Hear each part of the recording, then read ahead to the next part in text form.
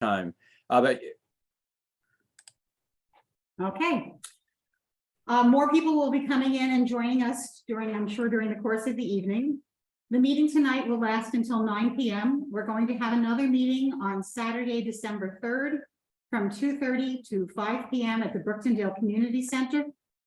We are working to have that be both an in-person meeting and a Zoom meeting. Tomorrow, we're going to go down and test out all the equipment to make sure that works, and something will go out on the town email listserv. If you're not a member of the town email listserv, if you go to the homepage on the town website and you scroll down to the bottom of the left-hand column, there's a blue box. So you enter your email, and then you will start getting email from the town telling you about upcoming meetings of all sorts of things. Thank you. So let me introduce the members of the Zoning Commission. With me here tonight are Ernie Bales and Bruce Murray, and on the Zoom are Bill Podolka and Michelle Brown. And also Barbara Knuth could not be with us tonight, but she will watch this later this week. I'd also like to introduce Nan Stolzenberg, who is our consultant from Community Planning and Environmental Associates, and has been working with us for the past 21 months. And also Tim Murray, who is our town councilman and liaison to this. And Mark Whitmer, the town supervisor, is acting as the AV assistant tonight to make sure this all works. Thank you, Mark. Nan is going to do a presentation for us now of about a half an hour, explaining some information about what's in the zoning, the draft zoning law that we've written, and we will then take questions at the end. However, what you can do is, if you know that you want to ask a question by voice, if you go to the bottom of your Zoom screen, you can raise your hand, and then you will be put into a queue, and then your hand will be raised. We'll call on you first. And you can also put a question into the chat if you don't want to ask a question by voice, but you just want to ask a question. And Michelle Brown is going to go through those and try to assemble a few of them together occasionally. And then we're going to take some questions that way as well. And Bruce Murray here is going to be our timekeeper. We're going to have 3 minutes to ask questions or make comments. And we're going to have 3 minutes from someone on the Zoning Commission to answer as well. So that's how we're going to do this evening. Also, I want to say that if you want to send something in writing to the town clerk or to me, we'll have our email up at the end on the last slide. And it's also on the website. You can always send something in writing. So Nan, please go ahead. Sure. So I wanted to start what I'm going to do for the next half hour is just highlights of the 13 chapters that are in the draft zoning law.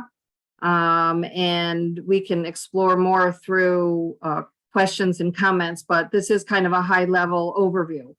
I wanted to start by reminding everyone that that zoning in New York State, it flows from a comprehensive plan. A comprehensive plan is the document that sets the direction and the vision and the goals for a community. And the zoning, like any land use law, is a tool that's used to implement that vision and those goals. So that's where we started all those many months ago, with understanding what was in the comprehensive plan and what the comprehensive plan was trying to accomplish, and then translated those into the purpose statements that we're going to talk about in a minute, which is in section 1.3. So the purpose statement section is what makes the tie between the land use or the draft zoning and the comprehensive plan. So as a refresher, the comprehensive plan created a vision statement and a series of goals and strategies for the community to meet to kind of look out about 10 or 15 years about what you wanted the town to be like.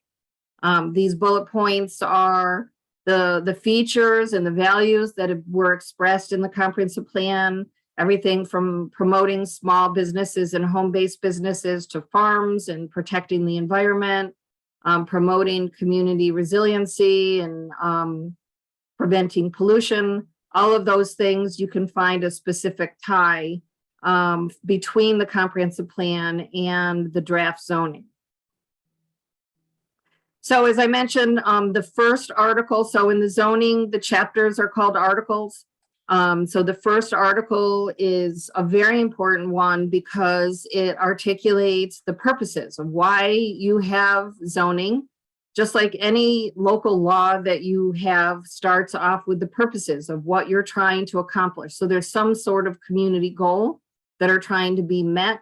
And these are articulated in Article 1, and they range from like reflecting what's in the comprehensive plan, conserving the town's environment and natural resources, maintaining rural character, and promoting the town as a vibrant and desirable community in which to live. So you can review Article 1 and get a good feel for ultimately what its reason for being is and how it ties to the comprehensive plan.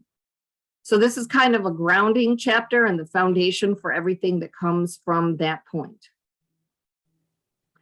Article 2 is a definitions section, and that's like a glossary. There's I don't know, I didn't count up how many pages, but there's many pages of definitions. The Zoning Commission has spent a lot of time.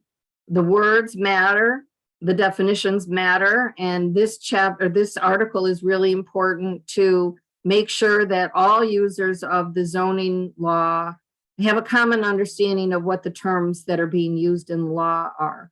So this is like when someone is in doubt about, well, what does that mean? Or how do we interpret it? It's the definitions section that is the starting place for understanding the terms that are used as the rest of the articles. So the definition section, you can, in my opinion, you can never skimp too many, having as many definitions as possible.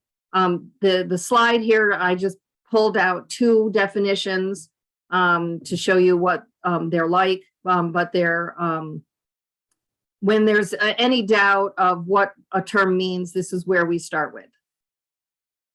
So Article 3 gets into kind of, you can think of a zoning law as really 3 main pieces, and that's what's allowed, where is it allowed, and how is it allowed. And so this first, this Article 3 articulates the zoning districts that have been drafted and established in town. You can see in the map that the vast majority of town is in the ag rural district. That's that pale yellow color that has many of the environmental, farming, and rural character kind of goals. And then the Zoning Commission has identified several hamlets that have their own unique character, different from each other and different from the areas that are in the ag rural district.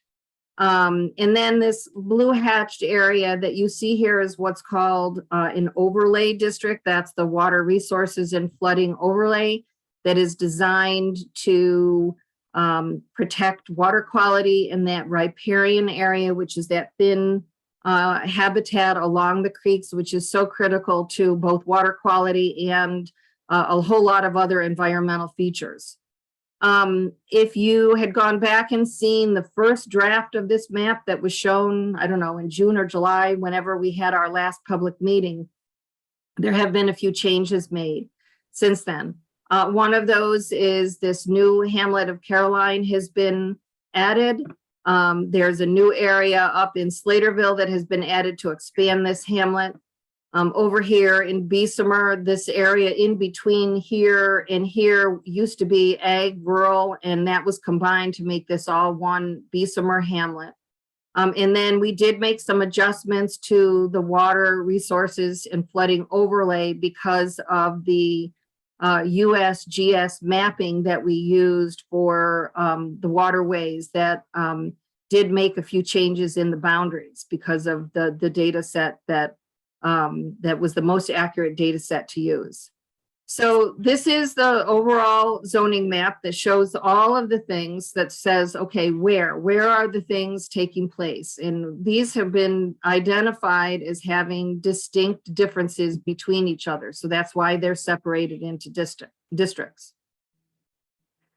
So Article 4 then talks about what is allowed in the zoning, what the zoning is promoting and encouraging. And so there's two main tables in this section. The first one is what we call the use table. This is just one piece of a longer table. And you can see down on the first, or actually the second column here, but this column here talks about the uses that are permitted. And then across the top is each of the zoning districts. And so you basically read this table by looking at what the use is and then looking to see what district you're in. And then each one of these boxes has a little key to how that, so all of these lists, all of the things on this list are permitted uses.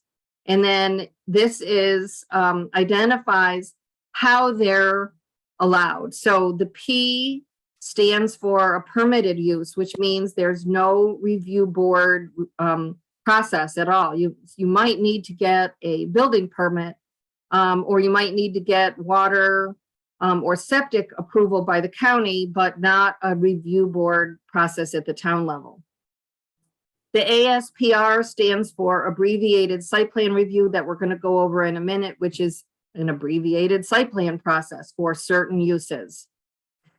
In this little picture that I have up here, there's not anything that needs just site plan review, but if you saw one of these boxes, it would be the SPR, which stands for site plan review, and SUP stands for a special use permit. And we're going to talk about each one of those in a minute. So we'll circle back to what these are. So this table is very important. It tells you what are the uses that the town is allowing and what process they're going to require to allow those, or if any process. Some of the things that the zoning commission wanted to point out that home occupations are allowed, we split them up into two categories, minor and major. Minor home occupations are allowed with no review in all districts. Home occupations are allowed also in all districts with this abbreviated site plan review that we're going to talk about in a minute. Same thing with accessory apartments, permitted if they are in an apartment in your house, or if they are in an outside structure like a barn or a garage, it's an abbreviated site plan review. And multifamily dwellings are allowed with a special use permit. A special use permit are permitted uses, but that multifamily dwellings typically have a higher intensity of uses. They have parking lots and lighting and, more activity going on. So they typically are evaluated as a special use permit for that reason. So the second table that's in this chapter, this article, is the dimensions table. Again, the same kind of thing. The dimensions that this zoning law is drafted to cover is down on this column. And then over by these columns, you would look and see, well, what district are you in? And you would look and see what the requirements are. So you can see that in the residential dwelling, residential density, in the ag rural district is 1 dwelling per 3 acres. That's a density. I know it gets confusing, but that is not a minimum lot size. And we can talk about that later. So you can see that there's no minimum lot size set in the ag rural district, but there is an overall density to meet. In the hamlets, because we're trying to promote the same kind of traditional building styles in lots that we see in the hamlet, we do have minimum lot sizes for the hamlet areas. We have a minimum lot size for a commercial, and that is because we want to make sure there's enough space for well, water, parking, access, and all of the other things that go along with a commercial use. We have building height, maximum lot coverage, and the maximum square footage of an individual commercial structure on a parcel.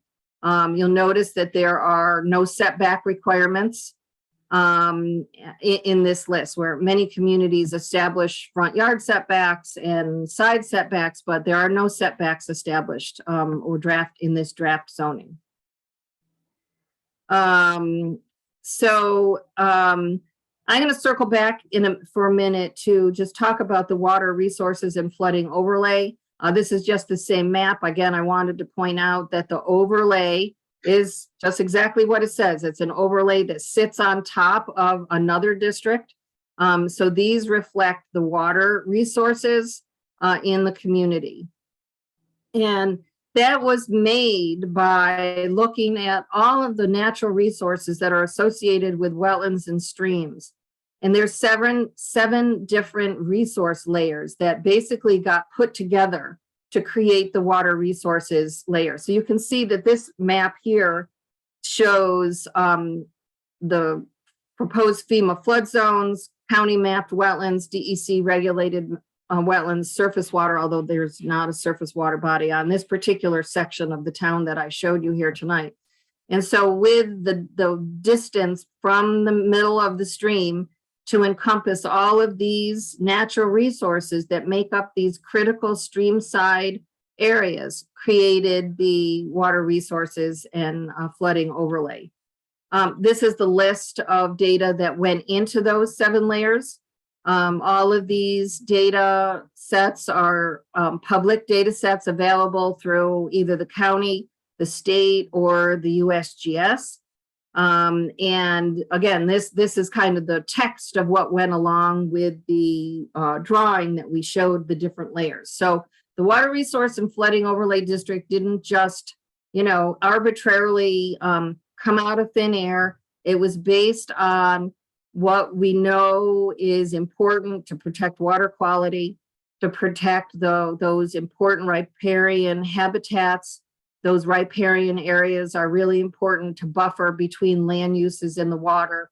So they are recognized as a really important environmental resource to pay attention to in both your comprehensive plan and pretty much everywhere else. Stream side and water resources are really important areas that many communities are working towards protecting. Article 5 has starts into the more specific development standards. In this section, concentrates on various ways that we can conserve agricultural lands.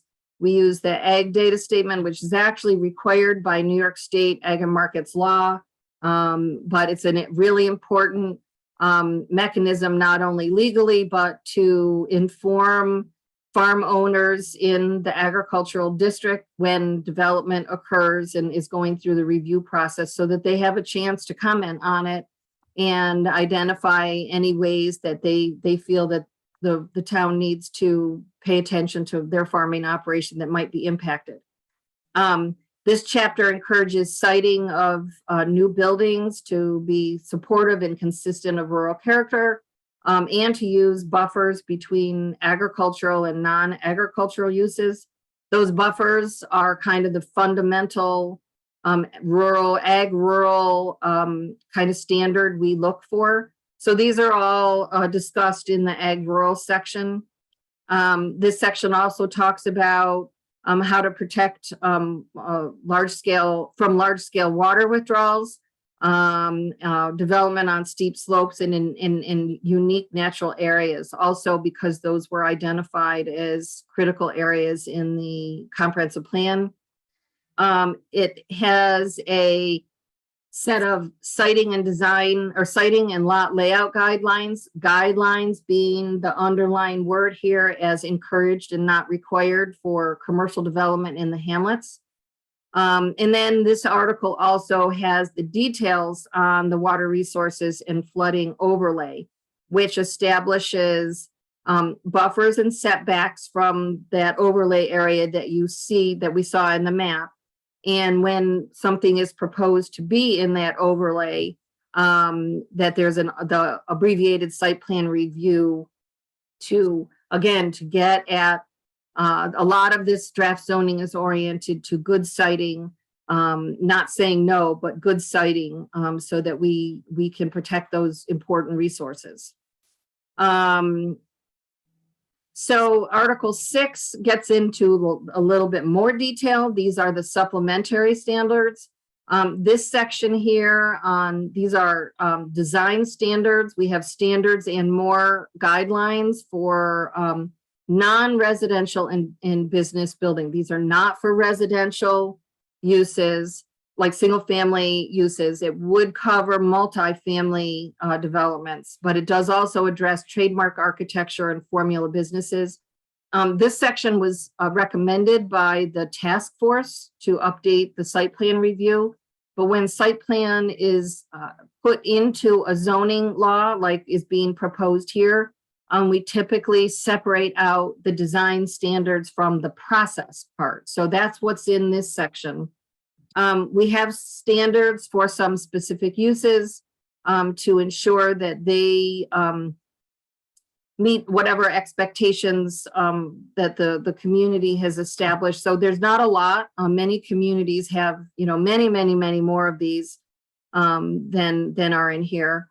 This section also references a lot of most of the other existing town laws that relate somehow to land use, such as the adult uses, solar, telecommunications, the existing flood damage prevention law are cross-referenced in here, just so everybody is aware of what they are and that they need to be paid attention to.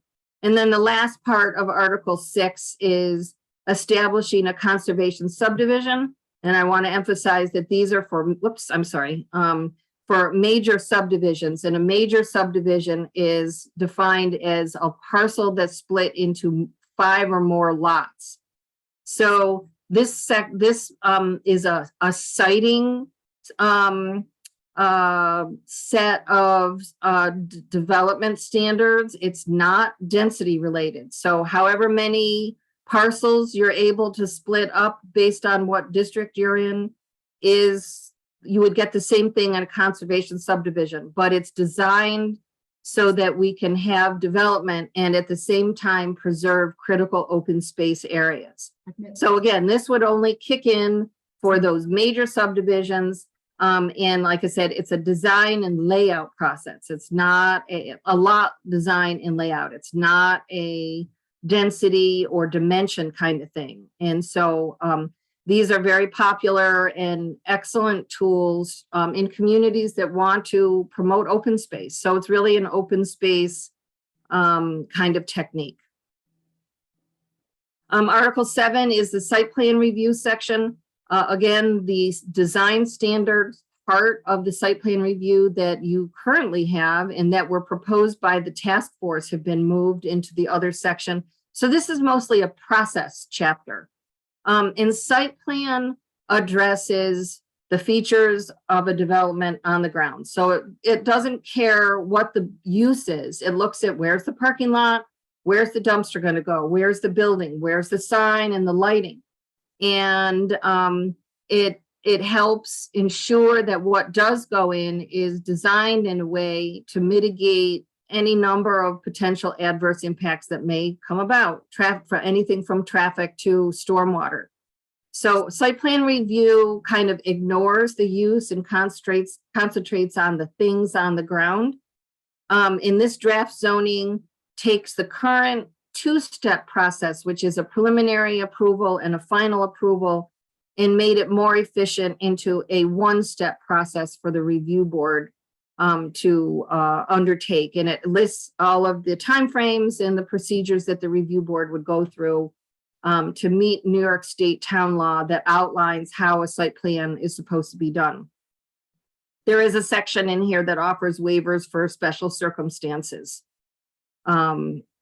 So the next chapter, so I did want to mention that as part of the site plan review article is I don't know, about a page or so, maybe a little more, that outlines the abbreviated site plan review. So as I mentioned before, the abbreviated short site plan review is just that. It's shorter and less intensive. There's certain uses in the use table that have been identified as needing abbreviated site plan review. or land uses that might be within the water resources and flooding overlay district on the very steepest slope or in unique natural areas would come under the abbreviated site plan. So it's designed specifically to be a one meeting review process, assuming all the information that's been provided for the review board. It's exempt from seeker. There's no public hearing associated with it. And it's basically designed again to citing of the building envelope to protect the resources on that may be on that parcel. So the special use permit process, unlike the site plan review, the special use process looks at the use. It reviews the actual use and the character and the conditions that that use might have. So I want to reiterate, because there's always a lot of confusion about it. Special uses that require a special use permit are permitted uses. They're on the use table, they are permitted, but they need a special use permit because they might have some characteristic that may make it harder for that use to fit into the district or the neighborhood. So it goes through the special use permit process to ensure that it has the best fit in the neighborhood or district. Because it works hand in hand with site plan review, which looks at the things on the ground, the special use permit, the uses that have to get a special use permit also go through a site plan review, typically done all at the same time with the same set of application materials. The majority of this article reflects the New York State town law, which specifies how special use permits are to be reviewed, the timeframes for reviewing it, the public hearing and the notifications, and all of those things flow from state law. And then this last section, 8.9, is what the zoning commission has identified is the considerations that the review board should be looking at to ensure that use fits into the neighborhood. Chapter 9 or Article 9 is on non-conforming uses and structures, and this is very important. Everyone is rightly concerned about what's going to happen to my pre-existing lot or my pre-existing building or my pre-existing house. So this is the chapter that lays down the expectations for what will happen. And the draft basically discusses three things: non-conforming uses, non-conforming buildings, and non-conforming lots. So basically it's any use or structure that's there now that after the zoning would be adopted for whatever reason doesn't meet some condition that's in the zoning can be maintained. It can stay and continue as it is, and even be expanded up to 25%, even though it no longer fits into the new planning design for the town. Non-conforming buildings that might be destroyed by fire, flood, or some other kind of natural disaster can also be rebuilt using the same footprint that they were. And non-conforming lots, those are lots that are smaller than what would be required in that dimensions table, are allowed to have a principal building on it. Probably in your town would most likely be a home. They're allowed to have the home. They can even be subdivided once to create two lots, provided that well in the county well and septic rules are met. So that kind of underpins everything. Even if you have a small lot, you can build a house if you can get a well and a septic system in there as per how the law is drafted. So nothing in this chapter prevents renovation or expansion of a house, even if the lot is small. A house would never be a non-conforming use because houses or residences are allowed in every single district. So there would never be a condition or an instance where a house would become a use that's not allowed because the zoning allows them everywhere. The draft zoning includes giving this kind of grandfathered status, 3 years if for whatever reason they're abandoned. And the building is vacant, if it's vacant for a year or 2 years, even if it was a non-conforming use, it can start up again. But if it's 3 or more years, then it would have to be a use that conforms to that use table that we showed from earlier in the presentation. And I want to emphasize that there's nothing in the zoning that stops people from being able to renovate, repair, or maintain any structure, whether it be a farm structure or a commercial structure or a residential structure. Article 10 is the enforcement and administration chapter, and this is really the chapter for the code enforcement officer. This is kind of his or her marching orders. It tells them what the steps are to enforce the rule, how the town will address complaints, record keeping for those, and facilitate. The code enforcement officer would be the person who would be the facilitation of helping applicants know what they need to do and what kind of process, if any, they have to go through if this zoning were to be adopted. This chapter details remedies if there were a violation. The penalties that you see in this chapter flow also from New York State law. The town or New York State town law establishes the amount of money that can be charged for a violation for a zoning law. So this is not something that the town can just set on its own. These are established through something bigger than just the town, and this section reflects those. Chapter 11 is the Zoning Board of Appeals. When you have a zoning law, you have to have a Zoning Board of Appeals, and you can think of the Zoning Board of Appeals as the relief mechanism. Everybody has a right to use the Zoning Board of Appeals if they're denied some sort of permit or approval. This almost exclusively, I don't want to say almost, this exclusively comes from New York State town law, which is very strict about how area variances, use variances in appeals are heard by the ZBA. The time frame that needs to be taken, the criteria that need to be met in order to be issued one. This is not a likability contest where the ZBA says, oh, we like that, so we're going to let you have it. There's criteria set by New York State town law that must be followed in order to issue an area or a use variance. And the ZBA members through state law are required to have annual training to help them understand how the ZBA process works and what their roles are. So that is kind of baked into what being on the ZBA is all about. Similarly, Article 12 outlines similar mechanisms for the review board. It establishes its membership. It establishes the procedures they have to go through.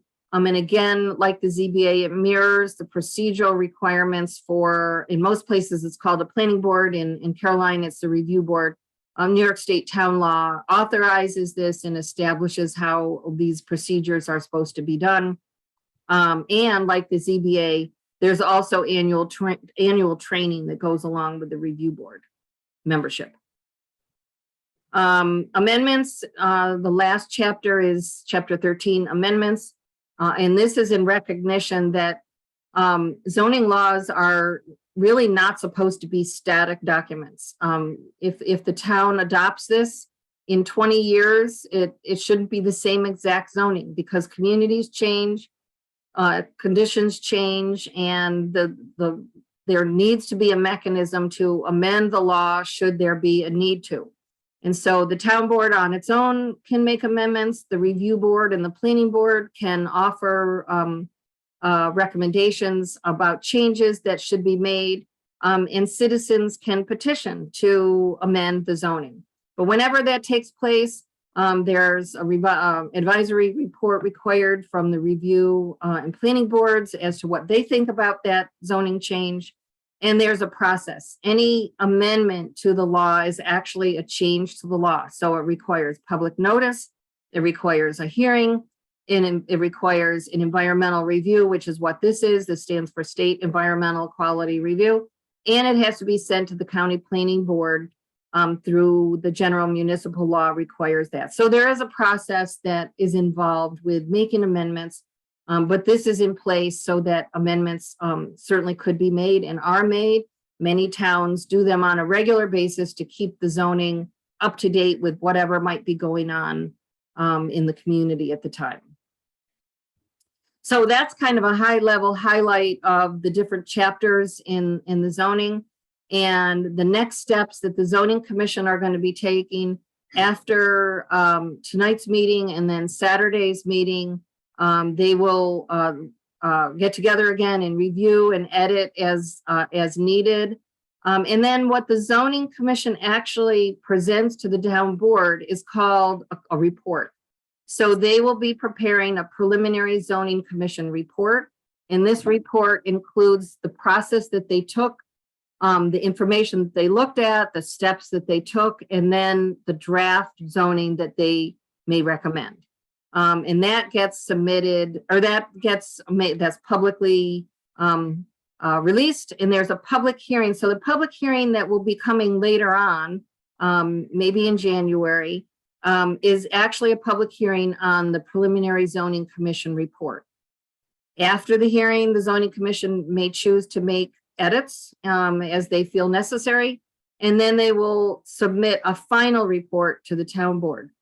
Once that final report is submitted to the town board by state law, the zoning commission is dissolved. So its task is done, it's created its report, and now it's up to the town board to review it. They will have to hold a public hearing. They have to do the environmental review, and they also have to have the document sent to county planning board review as well. And then if the town board chooses to adopt it, it's adopted as a local law and filed with the New York State Department of State. So that's the process that's going to be taking over the next month or two, or however long the zoning commission needs to take to get to this point. So that's my high level highlight for you all. I'm going to turn it back over to Jean. We're going to open this up now for 3 minutes per question, as well as 3 minutes per answer. Bruce is going to serve as the timekeeper. And then I'm just going to leave, I don't know, Jean, you can let me know if you want me to leave this up for good or just put it back on when we're done here. Would you actually go to the first slide that shows people how to get into the queues to ask a question? Oh, sorry. Yep. That's great. Thank you. So I will just reiterate as that's coming up. If you want to ask a question by voice, please raise your hand, which you can do at the bottom of your screen. And if you want to, under reactions, if you want to put a question into chat, just put a question into chat. That way you don't have to talk. Maybe you're better at writing. And Michelle Brown is going to go through those and ask those of us, and we will answer. So what we're going to do now is do that 3 by 3. So we're going to take the first 3 people who have raised their hands. This comes in as a cue, so we know who's done that first. But get your hands up if you want to ask a question. And the first person is, I don't know the person's name, it's We Protest Zoning. So Mark will let that person unmute. And please ask your question or make your comment. Hello. Hello. Hi, it's Holly McGee. So I first want to say we didn't ask for a comprehensive plan and we didn't ask for zoning. I found it interesting that none of the stuff she just went through mentioned anything about how zoning discriminates. So I've got a few things to say about that. Zoning has a very dark, racist, discriminatory past, which intends to segregate, eliminate, and moreover remove poverty-stricken residents from towns. You claim your version of zoning has been edited to remove some of these horrible things. To be honest, I don't believe you, because many, many people in this town are going to be negatively affected by the 129-page infringement you've created. The discrimination is still there, even though you may have managed to hide some of it with your crafty editing skills. I want to know how any of you can sleep at night knowing you are a part of this and willingly turning a blind eye to the lower class. The signs in town that say it best are zoning favors the elite, zoning kills dreams, and zoning discriminates. What do you have to say to the many residents that will be displaced due to the zoning you took part in, all while turning a blind eye to the inequalities it's going to create? No zoning needed, no zoning wanted. Thank you. I don't have anything to say to that. Bill, I think you have your hand up. Yeah, can everybody hear me? Yes. All right, so I guess my response to that is indeed, we have not hidden things with clever editing, but have tried very carefully to craft a zoning law under the wise guidance of an experienced planner that avoids the pitfalls of what is known to have been a problem in the past in zoning. These are recognized issues that the planning community is working on. What makes me feel good about this for Caroline is that many things, you'll have to point out more clearly what specifically is going to impact lower income households, because we've been very careful to allow lots of many different sizes. There's not a minimum lot size in the rural area, so a tiny lot can be used. We allow manufactured homes. Some zonings don't allow that. We allow manufactured homes everywhere. We allow accessory apartments so that if someone needs to have some extra income in order to afford their first home, they can do that. And in addition, we will even allow a manufactured home to be used as an accessory apartment, which is quite unusual. But we, as residents of Caroline, are quite aware that many people have used that as a housing option. We want to make sure that is maintained for Caroline. So to the best of our ability, to the best of my understanding, the issues you have raised are not present in the zoning law. And if you have more specifics on that, please write them to the zoning commission. Thank you. The next person whose hand up is, I believe, is it Rebecca Schiller? No, Melissa Marion. Melissa Marion, please.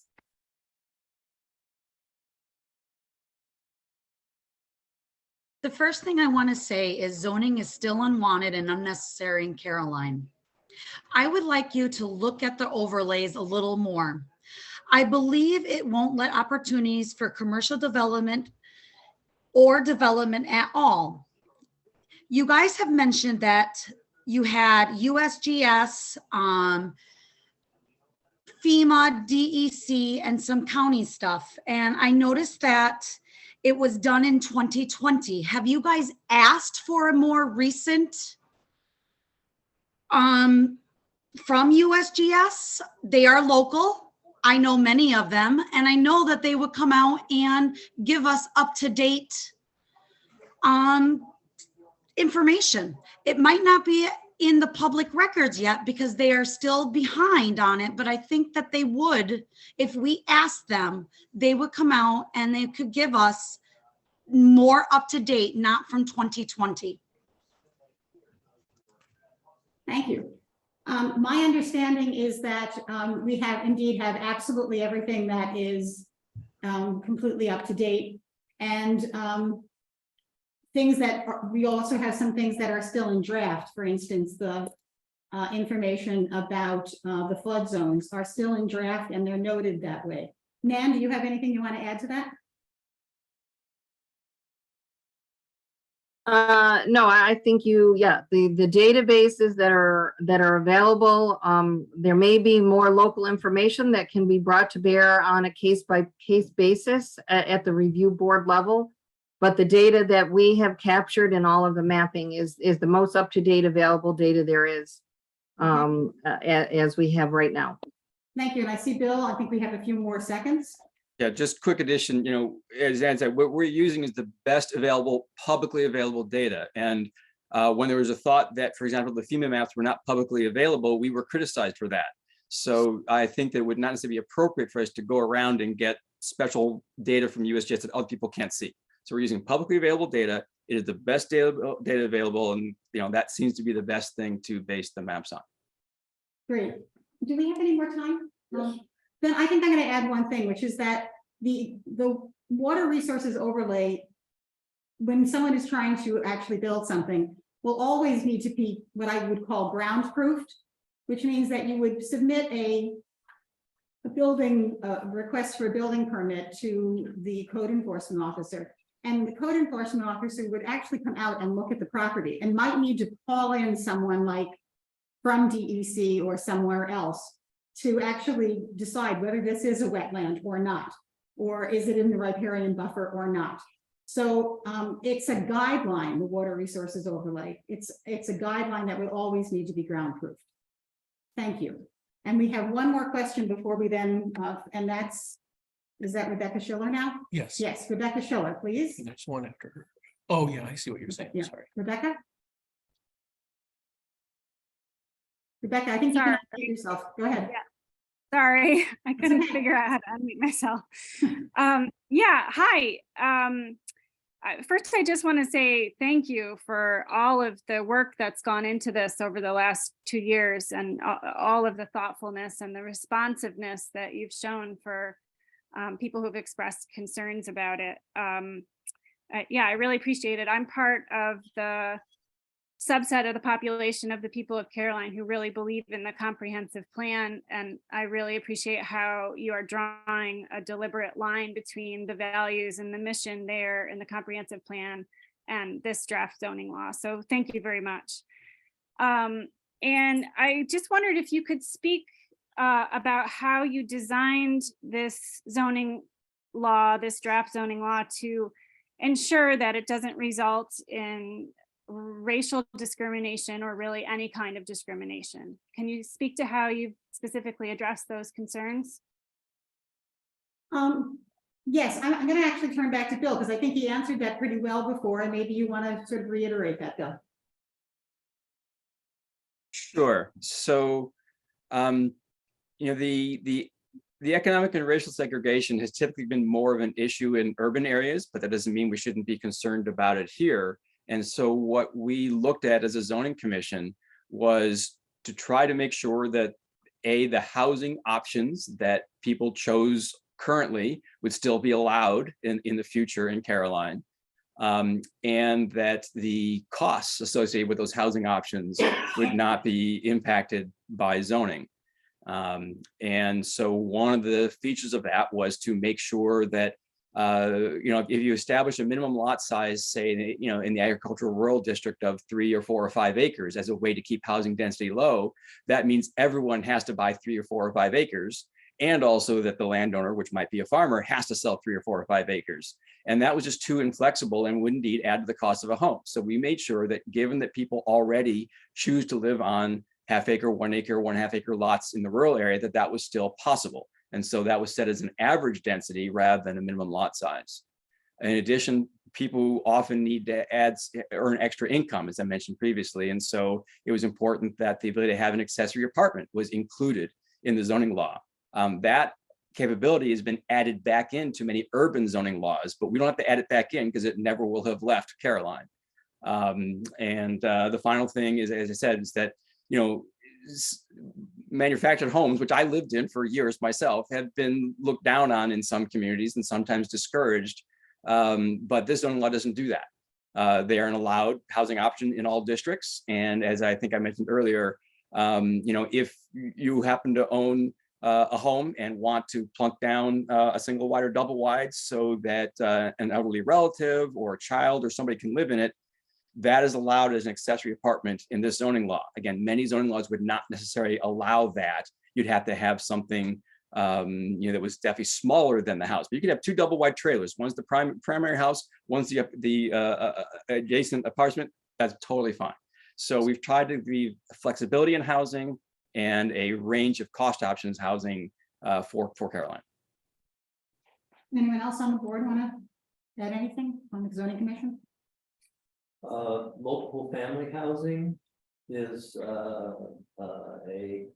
allowed use in all districts. It does require special use permit. 2-family housing is allowed in all districts, as are townhouses, which are 3-unit dwellings. Thank you. Yeah, I think we've talked about this issue a lot as we've gone through this. So I really appreciate your the opportunity to talk about that tonight. Thank you. Michelle, you can see what's in chat. Do you have any questions that have come through in chat? So far, no questions have come through in chat. Okay. I thought I had seen one, but maybe I'm crazy. Yeah, we can see 4. Let's see what there is. I don't see them on my think some have come to me. Let's see. Oh, Chat. if they don't, if they're not sent to everyone or to me, I'm not going to see them. Okay, so let's see, and we'll just try to answer some. But I guess that could be an instruction that if you are doing a question in chat, you should address it to Michelle Brown or to everyone, because otherwise Michelle can't see it.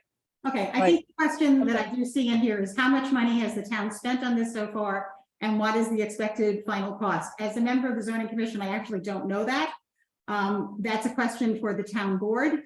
And I believe most of the members of the town board are on this call this evening, so I'm not going to have you answer it tonight, but you may want to talk about it at your next meeting, or have people ask the question you can send a message to the town clerk or to the town supervisor. Anything else in there? So there's one from Megan Barber. Is the town considering any options other than zoning to meet the comprehensive plan goals? Well, I guess I would say that one way is that the town has appointed an ag committee. And the ag committee is working, I think, on trying to figure out ways that agriculture can continue to be an option in this community.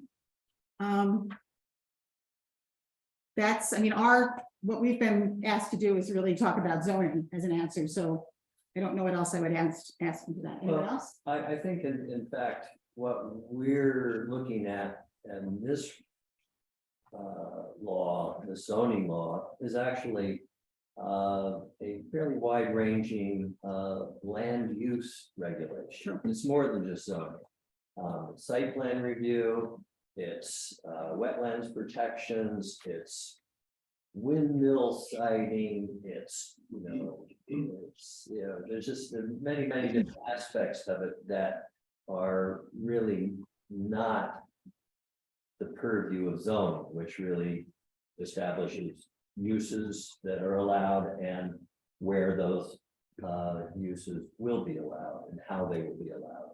So, so zoning is just part of that. And all those other laws, subdivision, which we already have, and site plan review are kind of incorporated and rewritten by this new document. So in that way, the town could go forward without implementing zoning per se, but a lot of these other land use regulations that are indeed things that the comprehensive plan points to as being desirable would be a possible outcome. And I just had a little bit to add to that, Jeannie, if we still have some time. Absolutely.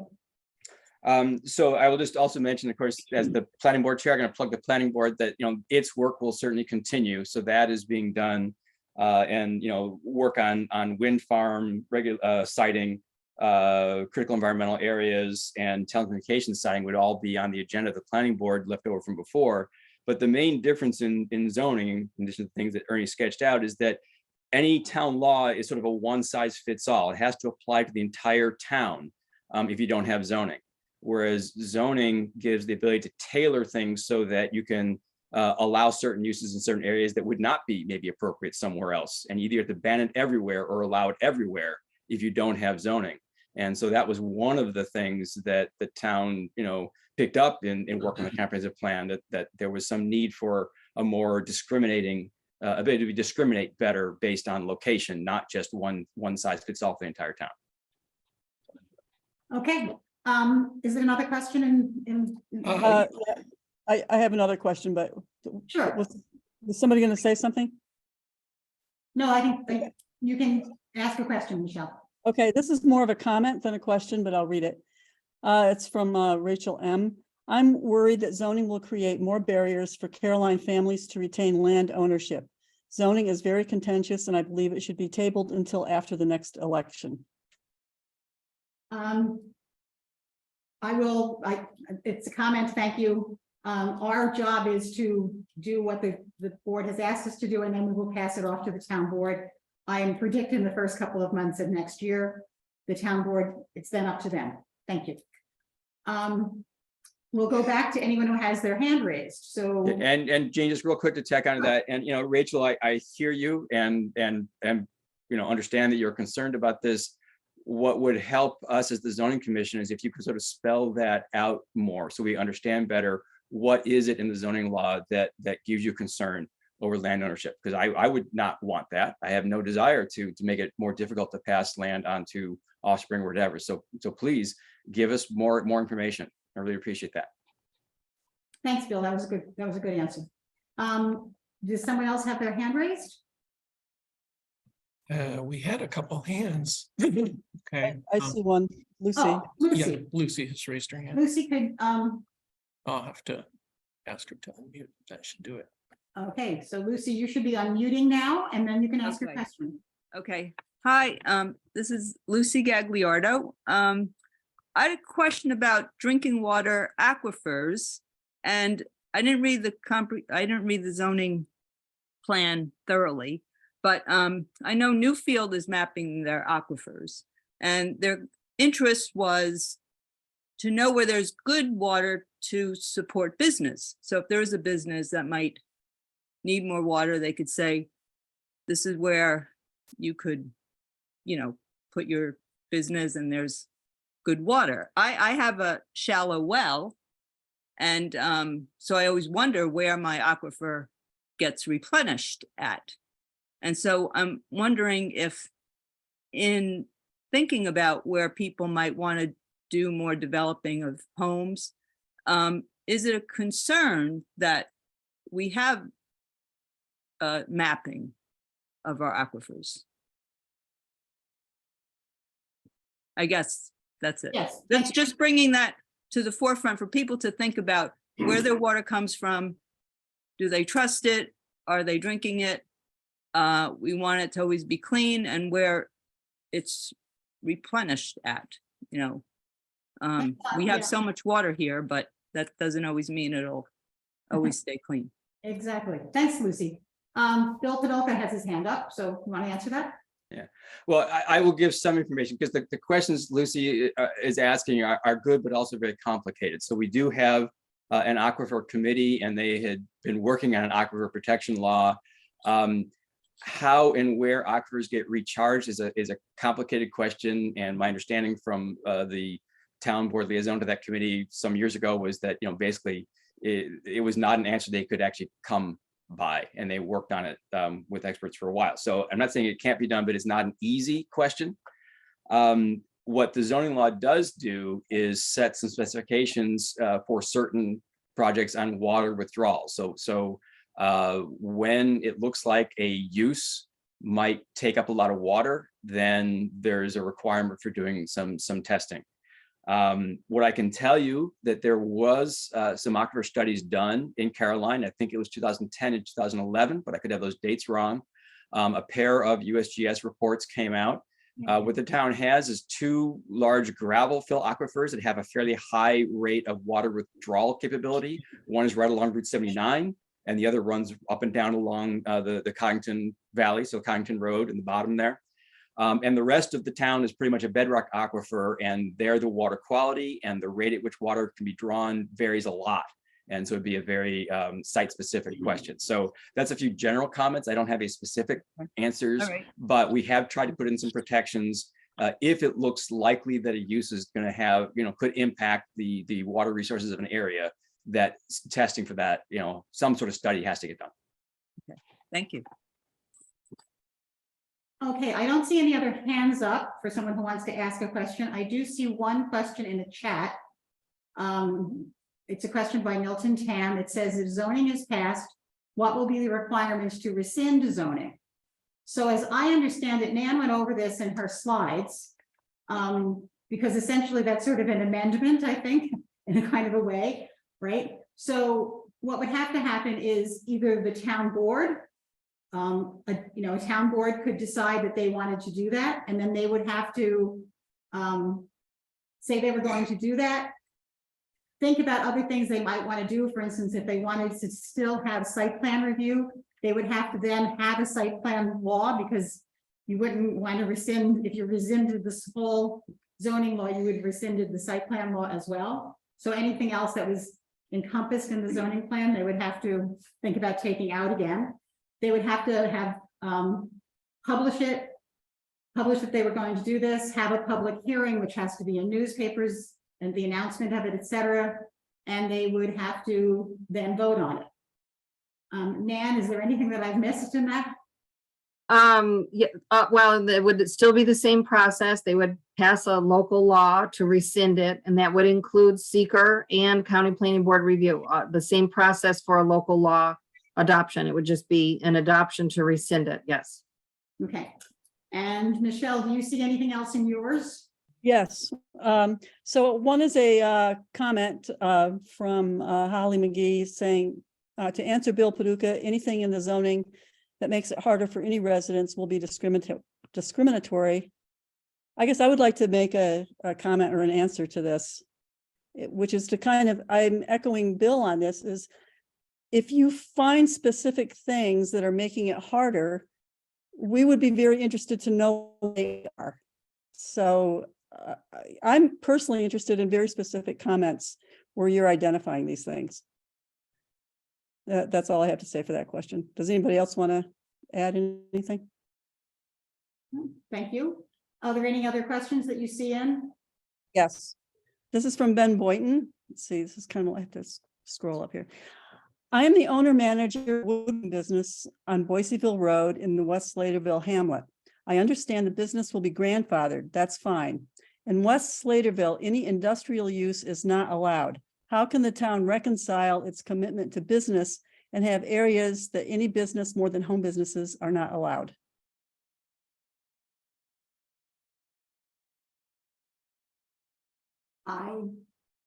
Bill? Yeah. So, zoning and creating the zoning laws is a process, and what the zoning commission has been doing and looking at the community and talking to folks is trying to figure out if we don't simply say every use is allowed everywhere, then we're going to start drawing some lines and making some decisions, and those are decisions we've made. One clear one, as Ben has commented on, is to allow home businesses everywhere. And a small home business without any kind of review. It is not necessarily the case that an industrial use is appropriate next to any other particular structure in the town. I mean, it might be, but I take it that there are land uses that are incompatible next to each other, and therefore we've done the best we could to figure out a good plan for the town. If someone disagrees, this is a great time to chip in the information of, no, you need to allow these uses in this district because, reason X, Y, or Z. So no, in general, I would not say industrial uses should be allowed everywhere. I think those are particularly the kind of use that should be restricted to certain locations. That's my belief. If Ben may feel differently, we try to be business friendly by, again, any home business is allowed. Smaller businesses, are allowed in many of the districts. So Thanks. And Nan? Yes, I just wanted to point out that the use table, and this is where the definition section is very important to look at, because the use table does allow for light industrial uses in many districts, including the hamlets, with a special use permit. So again, this needs to go back to the definitions and know what's the difference between an industrial use and a light industrial use. So I think that the zoning commission talked about light industrial uses, which might be a structure where someone is making something inside and then shipping it out.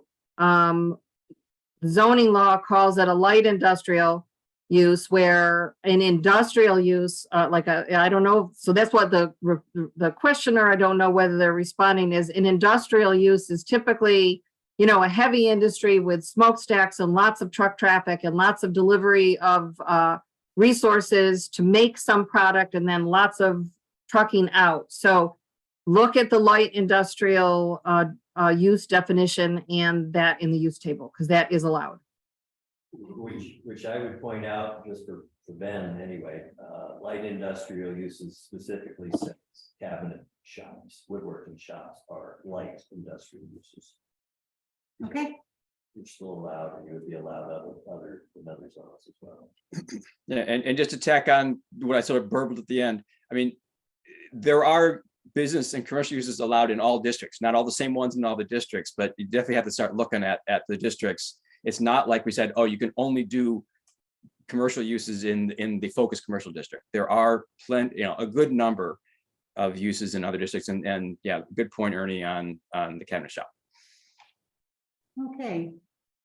Okay, Um, so go I have ahead. lots of questions now. I have like 10 questions. Great, okay. Since I don't see any hands raised or someone wants to ask them by voice, go ahead, Michelle. Okay, and I'm not editing these or making any, anyway. Because the town board has 100% ability, this is from Cindy, 100% ability to change the laws, what do you anticipate will be changed just soon thereafter? I have no idea. I think no one on the zoning commission, I think, would have any idea of that. I guess if you think things would change, I think that you're gonna have to talk to your town board members. I hope you realize that after we give our report to the town board has to have discussion and has to have public hearings, public hearing anyway. And that's an appropriate time to ask them that question. Thank you. And I'll say, it wasn't clear to me if Cindy meant amendment afterwards or working on it after they get it in their hands. So I wasn't sure which of those she meant. I just want to make sure it's clear to her that the whole point of the amendment process is it is possible to change a zoning law, but there's a process to go through. So it doesn't happen overnight behind closed doors. It's a public process that takes some effort. So you want your zoning law to be amendable, but you don't want to make it trivial so that, because again, it's a public process that the public participates in. What the town board changes, as Jean just alluded to, between when they get the draft and they put it out, yeah, it is up to them to make those changes. I have a feeling that they know how much work and time we've been spent studying. There's not going to be a lot, but I'm not going to speak for them. And all those changes will be up for public review at their public hearing. Right. Michelle. Okay, so there's one comment that they will email me, and I think this is in response to my question, and I will say you should email email Jean, because am I correct, Jean, you're taking all the comments? Yes, I try to keep them and I get them to the town clerk, so there's also a record of them. And if it's something that is answerable, we will try to answer it. We are heading into a season of much busyness, so don't expect an answer immediately. Okay. Can you Now, sorry. I was thinking it might be helpful to review for the audience, for those that have cut in later, the mechanism for submitting questions, chatting. Sure. Yes, because other people have come in. So if you want to ask a question by voice, raise your hand. If you go to the bottom of your screen, there's a thing called reactions, hit reactions. There's a thing that says raise hand. Someone has just done that. If you want to just put a question in and have Michelle try to conflate them with other questions that are in there or read them aloud, do that. We're going to try to switch back and forth between raised hands and questions in the chat. And I think Michelle, go ahead and do one more question and then we'll go to a raised hand. Okay. This is from Teresa. What costs would be involved in the landowner to appeal decisions by the review board? I think I'm going to turn to Nan for that. I think to appeal, I don't think you have to have an attorney, but you may want to have an attorney. Nan? I'm trying to think if there are any places that have an application fee for an area or a use variance request. That would be up to the town board to establish a fee associated with an application. So there may be a small application fee that goes along with it. There may be preparation of materials that the ZBA would need, a site plan or other information about the site or the building that they are requesting a variance on. For large projects that go before a ZBA, that go through a more complicated environmental review process, and an environmental impact statement has to be written. There's often a lot of costs involved with that, but those are like big, big projects that, typically for an area variance, you don't go to that level of environmental review. So there might be, an engineering cost if it has something to do with water or septic or some sort of engineering need.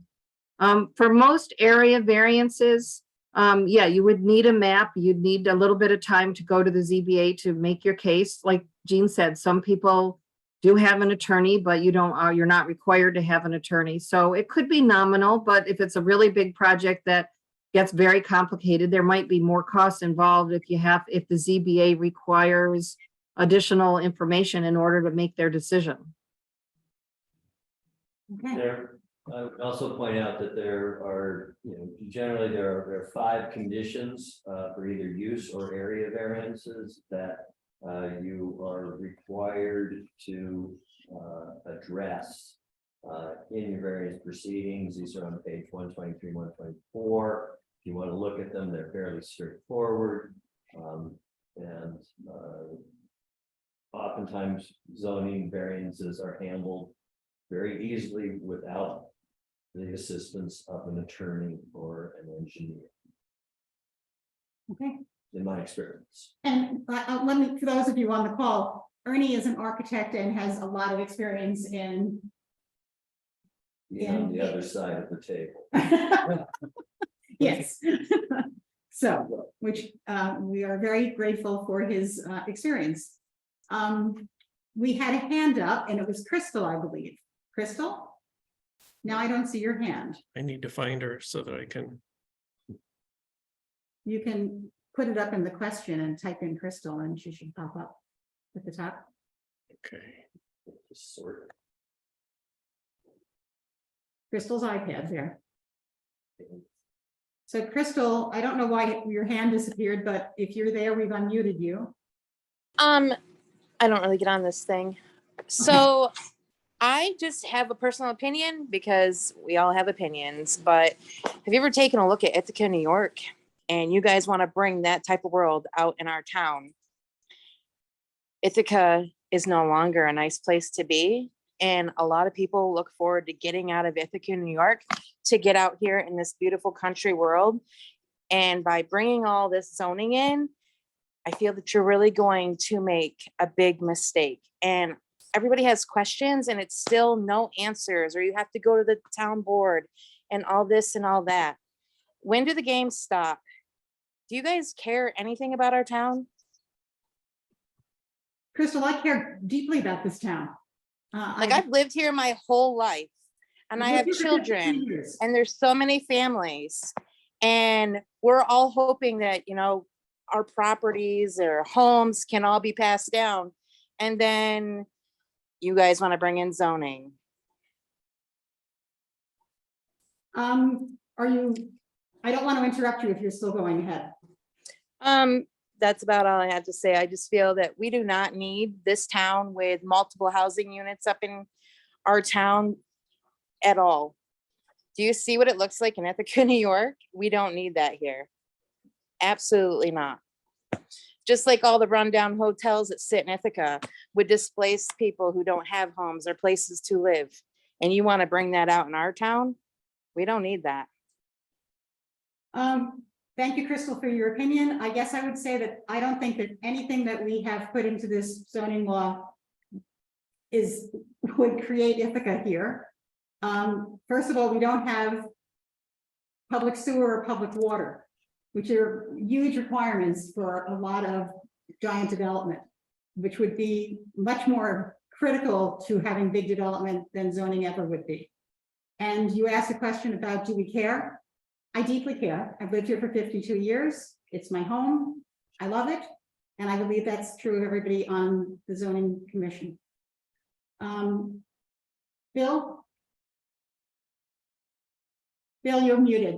Sorry, just to piggyback on that, part of what is in this question from Crystal, or statement from Crystal, is the view that zoning is zoning, that all zoning is the same. And that's absolutely not true. I mean, take a look at Ithaca's zoning code, look at our zoning code. I mean, they are completely different creatures. So it isn't the same thing. It won't have the same impact. And there are reasons why Ithaca zoning is different, because they have different sets of problems and issues. So it should be different. So we have carefully created a zoning plan for Caroline, for Carolinians, that in our best ability, best preserves what everyone loves about this town, because I love it too. And again, the statement was made that this is going to get hard to hand down land. I don't see that in the zoning law. I just don't get where that concern is coming from, but I'm willing to be educated. So if you can tell, us, why it is that the zoning codes make it harder to hand down land, that's good information for us to have. I really believe it won't do that, but again, I'm open to being educated. Thank you. We're going to go to hands that are up now. John Frazier. You are being unmuted, John. Okay, very well. I tried to do my camera, but it's not connecting. Can you hear me all right? Yes, we can. Okay, thank you. First, I want to thank the commission for the work that you're doing. This is not an easy volunteer opportunity, and I'm well aware of that. And I think you've done an excellent job in hearing people's concerns. Having read the most recent draft, I have to say I disagree with some of the feedback I've heard. I actually think this sets us up very nicely to be able to preserve the type of community we have with much of the natural resources and land that we have. Right now, we are tremendously vulnerable to anything that wants to come in anywhere. And this is a good defensive posture to preserve what I think most of us probably actually do agree on that we like about our community. And so I want to say good job. I firmly support what you're doing, and I want to commend you and ask you to continue, as Bill indicated, to hear the concerns of community members, particularly generational families who I know have some fears and concerns about this. I don't necessarily see those same things, but I appreciate the process and the patience by which you've conducted this. And I just want to say thank you. And I think this draft is very strong. Thank you, John. And Kathy Mix.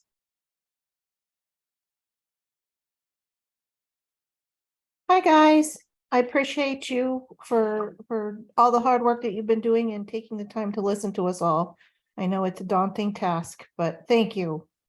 We were reviewing the draft that you guys presented, and we have some concerns about the height of signs for businesses.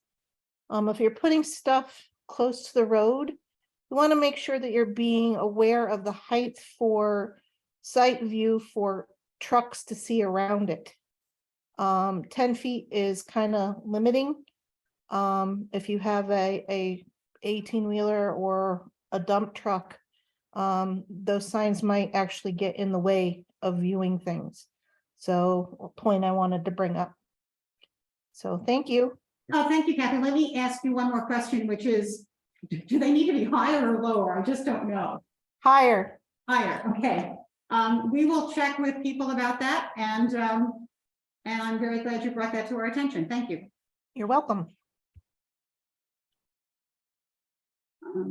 We are making a note. Is anyone else I don't see anyone else with a hand up. I had someone who says they're not being able to get in, so I'm going to send them the code right now.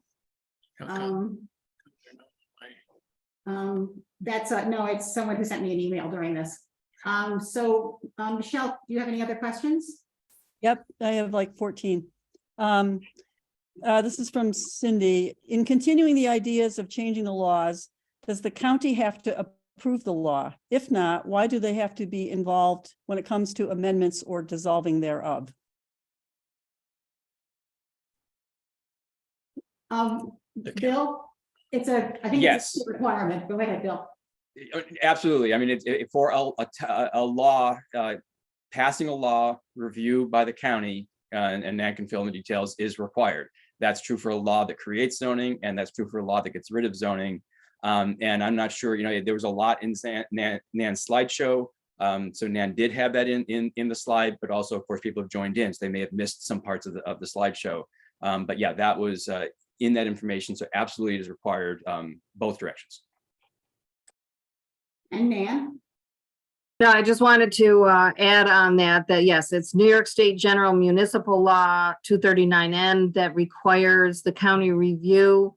There's certain circumstances that requires a county review, if it's along a state or county highway, if it's something that affects parks. There's a whole list of things that trigger that part of the general municipal law. And so when you have a whole community that would be affected by either adopting the law or rescinding the law or changing it, it affects the whole area. And so that's what triggers the general municipal law that requires the county planning board.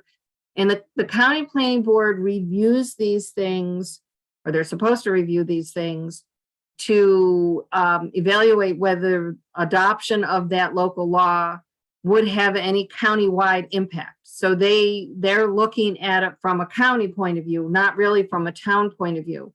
Most of the time, these general municipal law reviews result in that it's a local issue and they don't have any concerns, but sometimes there are, and sometimes they have good suggestions as well. But it is a New York State law requirement that when that gets triggered, if it meets the criteria, then you have to do it.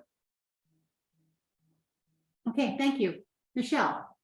Okay, this next one, I believe we answered, and I believe it's a town board issue. It's from Milt Tom. I believe the question is, I believe there are paid consultants present tonight. How much have they been compensated so far?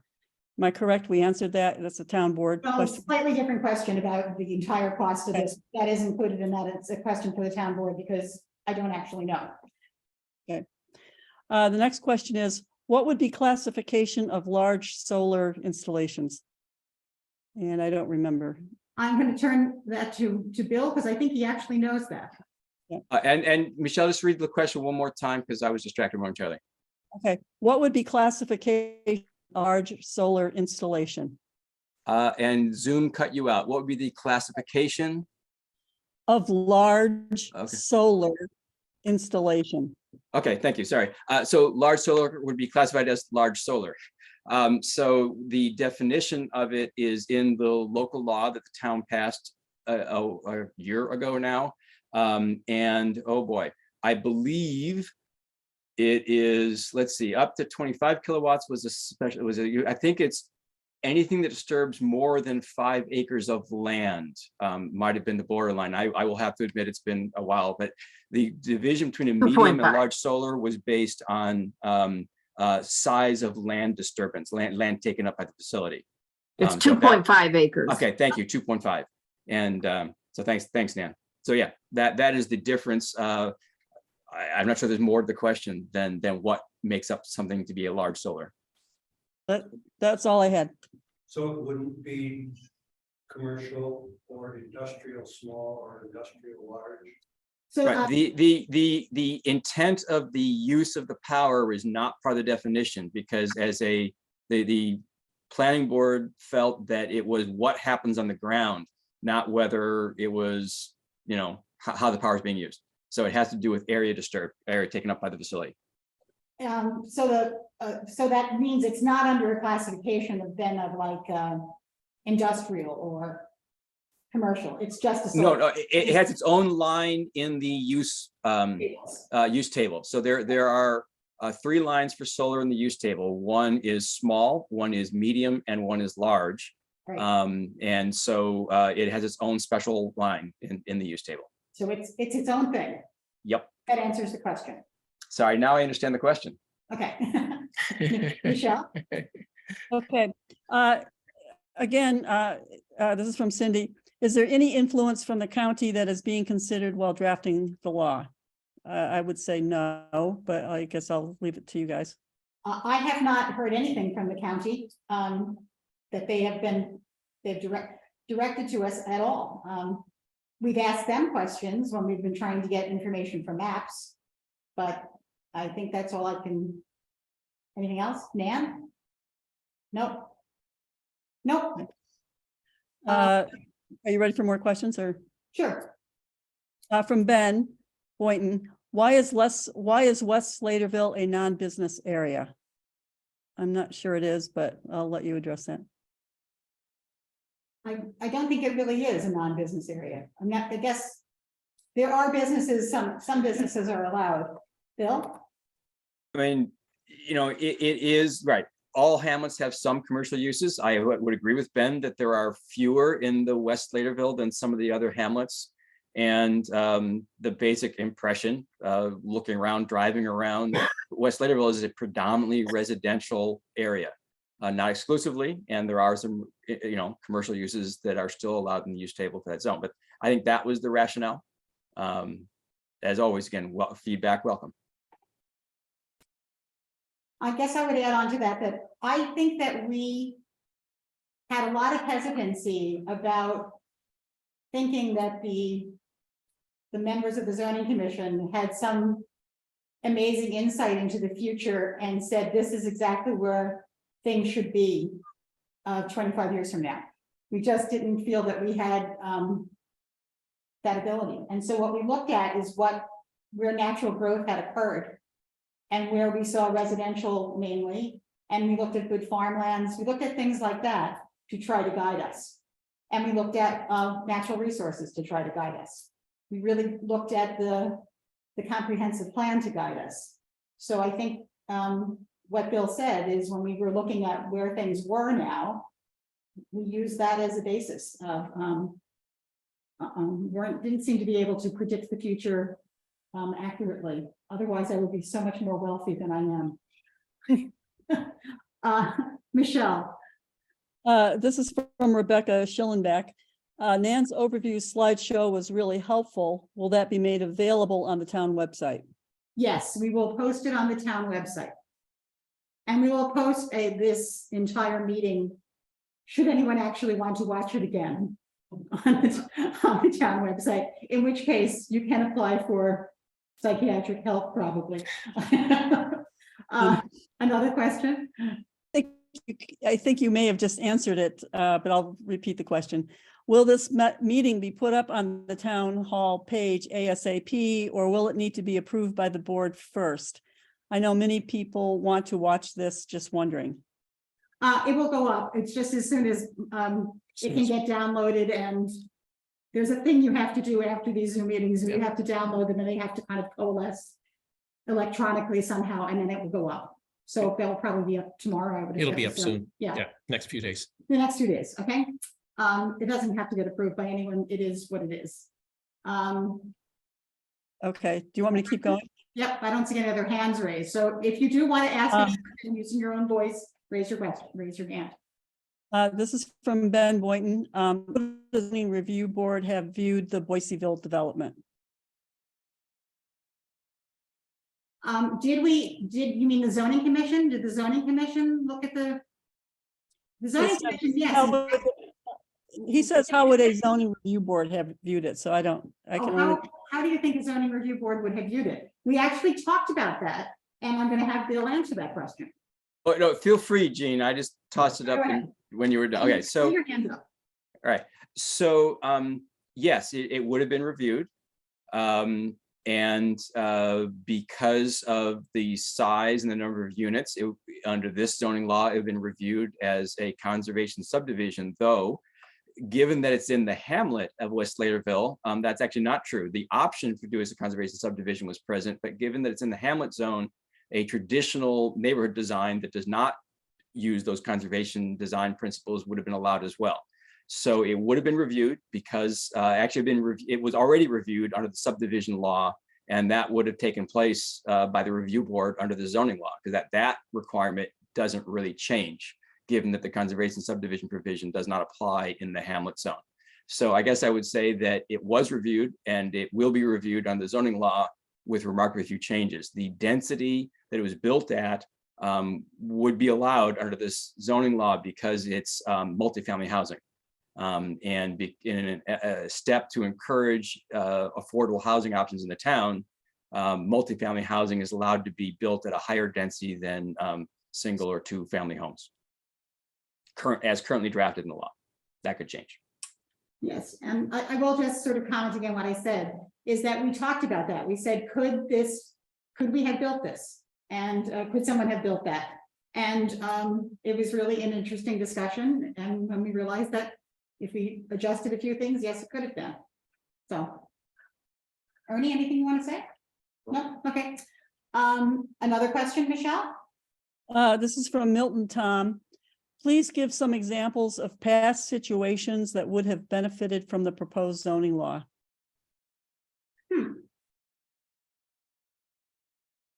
Anyone?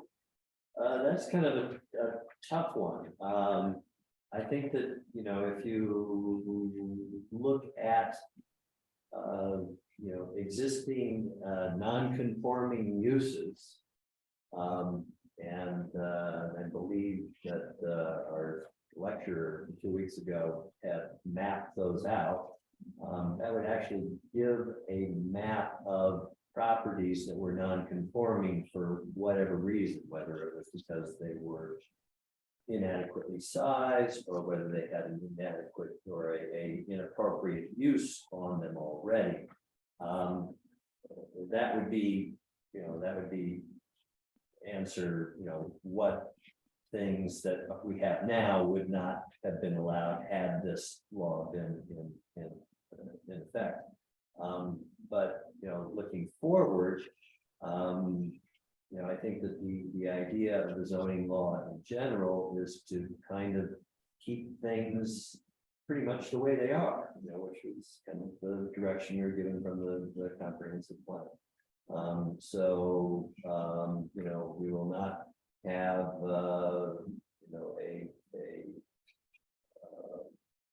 car dealership showing up on Midline Road.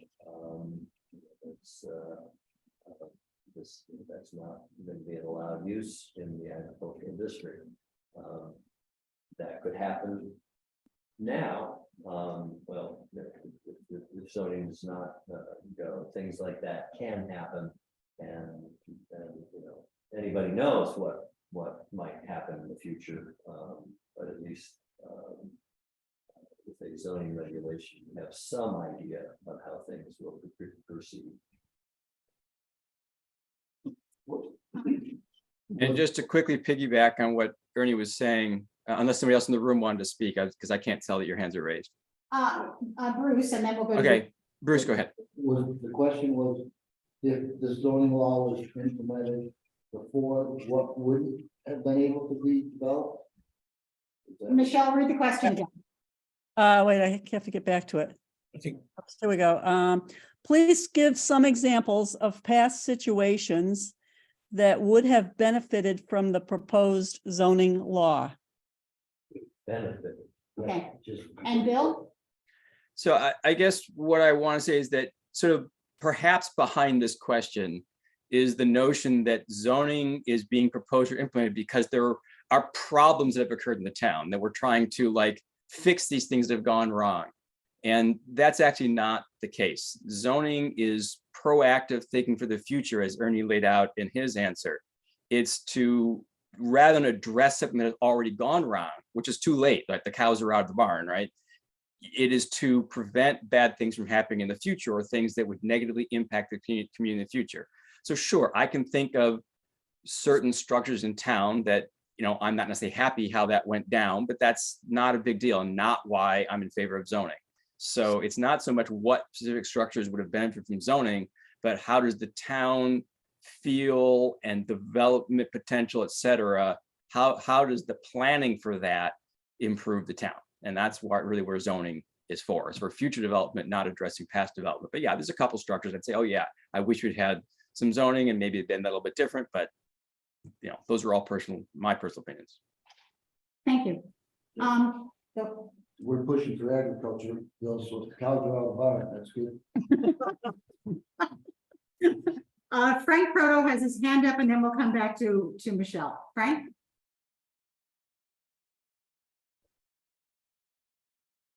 Can you unmute Frank? Frank, you have to unmute yourself. There you go. Here you go. Oh, Nope, you just muted yourself again. you went back and forth. Here, I'll do it again. Okay, try it again.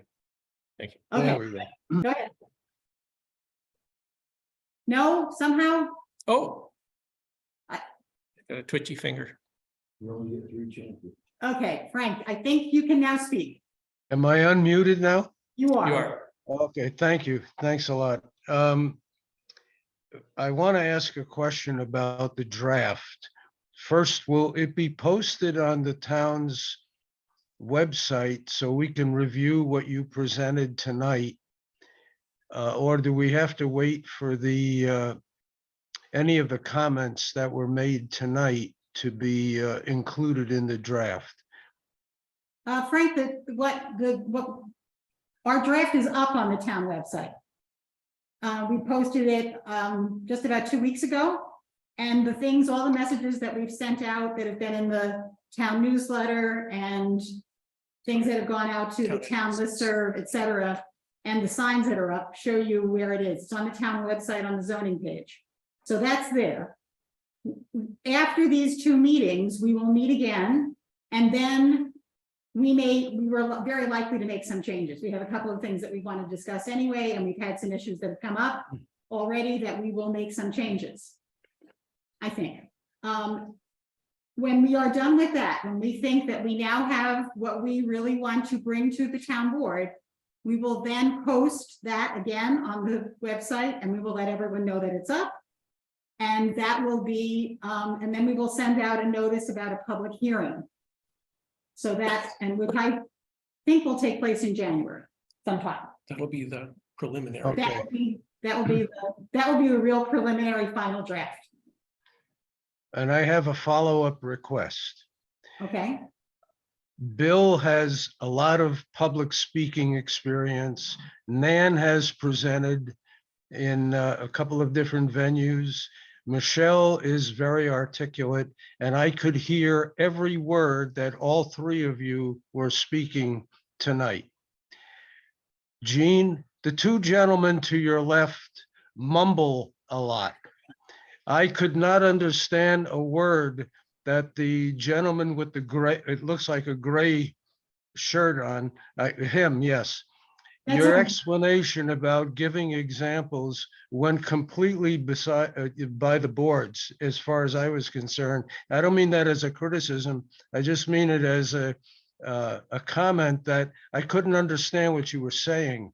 Is there some way you could lean into your microphone a little bit, or speak up a little bit, or take an example, use as an example Bill's articulate manner, Nan's articulate manner, and Michelle's articulate manner to at least speak to the rest of us so we could hear you? I'm sure you had something important to say, but I couldn't hear a word of it.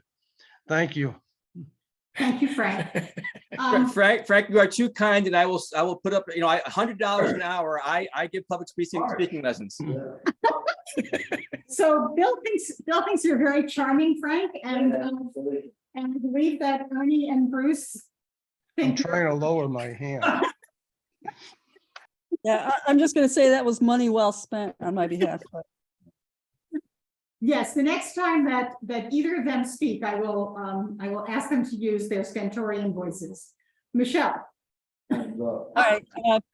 Okay. I'm just going through these questions. I'm not being discriminatory here. Has Route 79 been zoned all commercial yet, as it should be, or I'm just not going to repeat the rest of that. And I'm just going to comment and say that not everybody believes that Route 79 should be zoned all commercial. And if you look at the map, you'll see that it is not zoned all commercial. But if anybody else would like to chime in, that would be great. Indeed, Route 79, which is quite lengthy through the town, is not zoned all commercial. Parts of it are. And again, as Michelle says, if you look at it, you will see what is allowed in ag areas and what is allowed in the various hamlets by looking at the use tables. Michelle, I'm going to have you do one more question, and then we'll go to someone who has their hand up. Okay. This is from Teresa. Was any research done historically on the impact that the water overlays will have for property owners, such as assessment, resale value, insurance needs, etc.?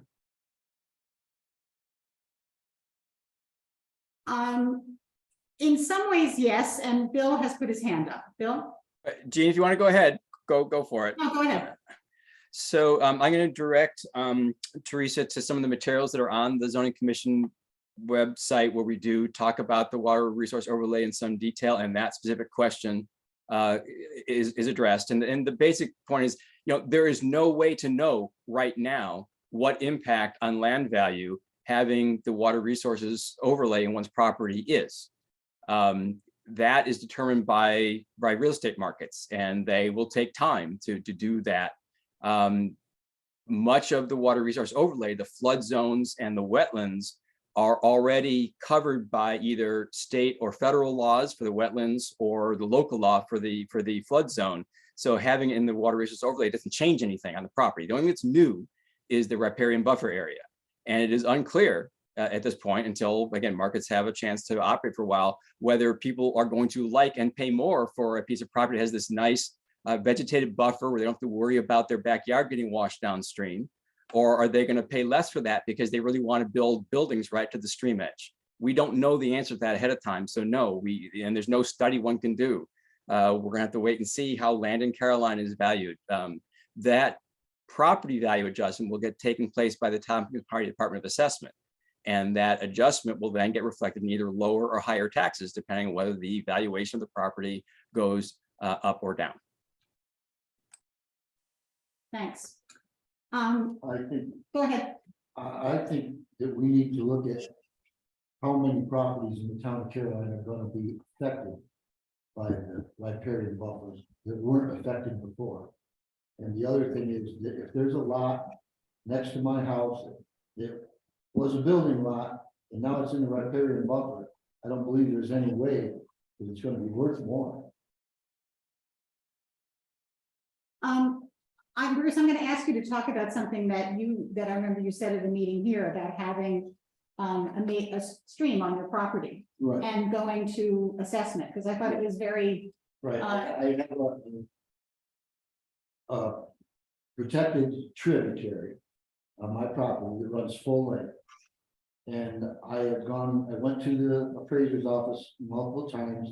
It took me 2 or 3 times, but it was, I'm not sure the exact figures, but it was in the terms of around 8 acres of land, because I couldn't touch it 50 feet either side of the trip because it's a protected stream. And they were taxing me the same amount per acre for those acres as the rest of my property. And once I went to them and presented to them that I can't use that property, they lowered my appraisal for those 8 acres. I found that very informative when you talked about that. It was very helpful to me in my thinking. So thank you. Lou Milt has his hand up. Mr. Milt. Milt, I believe. Lou, no, not Mr. Milt. Lou Milton? I don't know. Lou and Milt. Lou and Milt, both of you. That's right. Can you unmute yourself now? Can you hear me now? Yes, I can. Okay. I guess I just, I've done a number of chat things, but maybe it's time to come online, I guess, for better or for worse, but to add some things. One thing I thought what Frank Prodel said was interesting. And I sort of feel like, all of you people are very talented in giving and publicly speaking and smart and intellectually and have capable and have spent a lot of time at this. I feel overwhelmed by all of this. I mean, and I'm used to dealing with technical stuff, and I just hear you, this public law, this or that, whatever. And it's just, I think for your average town of Caroline person, it's the overwhelming thing to comprehend. And to, if you expect people to be able to articulate exactly where the flaws in your presentation, your plan are, I can't do that. I mean, but it's just, I'm just giving some opinion here, that what you're presenting, I mean, and I did ask, what are some problems you were trying to solve? Nobody, nobody really said that there's a problem you're trying to solve. You're trying to anticipate the future. But I think I mean, this is just my opinion, your solution is worse than the problems that have occurred. Let me just also say, I can, I think it's discriminatory just in terms of people like me and other people who can't engage, but I also, or here's a question for you guys, is it, my sense is it's going to raise property values because the type people probably are hesitant to move to Caroline that has no zoning. And if zoning occurs, it'll probably raise property values and that'll be discriminate against people with lower incomes or aren't able to afford it. Can you respond to that comment? Yes, I see Bill's hand up, so Bill. Yeah, I mean, I'll just take most of the last part on right now, because we've heard it both ways. People are upset that, as I say, the water resource overlay is going to destroy their property value, and are we going to compensate them for that? And now, Milt has raised the issue of, no, this is going to be a problem because it's going to raise property values. So what zoning does, it tends to stabilize a real estate market because a business knows that they are wanted and desired in the place they go. They're not going to face lots of complaints from a neighbor. It can be easier to get financial loans from institutions when they know that an area is zoned for commercial use, et cetera. It also can make people more secure in their housing choices if they're sure that their residential neighborhood will stay a quiet residential neighborhood. So in terms of some of the things it might address, those are the kind of things, Milt, that might raise property values. Again, we have to wait and see what actually happens. But if it raises all the property values, because now all of Caroline is zoned, or at least raises most of them, the way the tax structure works is the town has a budget and they have to raise that amount of money. And if all the properties go up in value, you're still going to pay the same amount of tax because basically your tax rate gets adjusted so that the town budget is met. So you take the town dollars, you divide it by all the value of the property in the town, and that's the tax rate. That tax rate is applied to each individual parcel then to get that parcel's contribution. So if all the properties go up, everyone still pays the same. If all the properties go down, everyone still pays the same. Where the discrimination can come in is if some properties go up and some properties go down. And that is certainly beyond my ability to either predict or control. I would also say that at the beginning, towards the beginning of this process anyway, we had the county tax assessor come in and speak to us. And we wanted to ask that question, is this going to change zoning? And basically what he told us is this is a matter of the market. And it does not necessarily raise values nor lower them. It's absolutely a matter of the market. I thought it was interesting that you said that perhaps this means that some people would move in who normally would not move in. And that is possible. I know that, when I worked at the Chamber of Commerce for years, developers often wanted to go to places that they knew what the rules were. People want to build when they know what the rules are. That's developers. That's a small subset of people who are in Carolina wanting to do anything. The reality is that for most of us who own a home and we want to build on it or put in an accessory home, what we're going to do is the same thing we always did, which is go to the code enforcement officer and get a building permit and say, can I do this? And you don't have to read the whole law. You have to just go and ask the question of the code enforcement officer. So it's not something that people have to understand in enormous detail. They can go in and look at the use table and figure that out. But most people, that's what they're going to have to do, which is the same thing they had to do before. Go and talk to the code enforcement officer. Yep.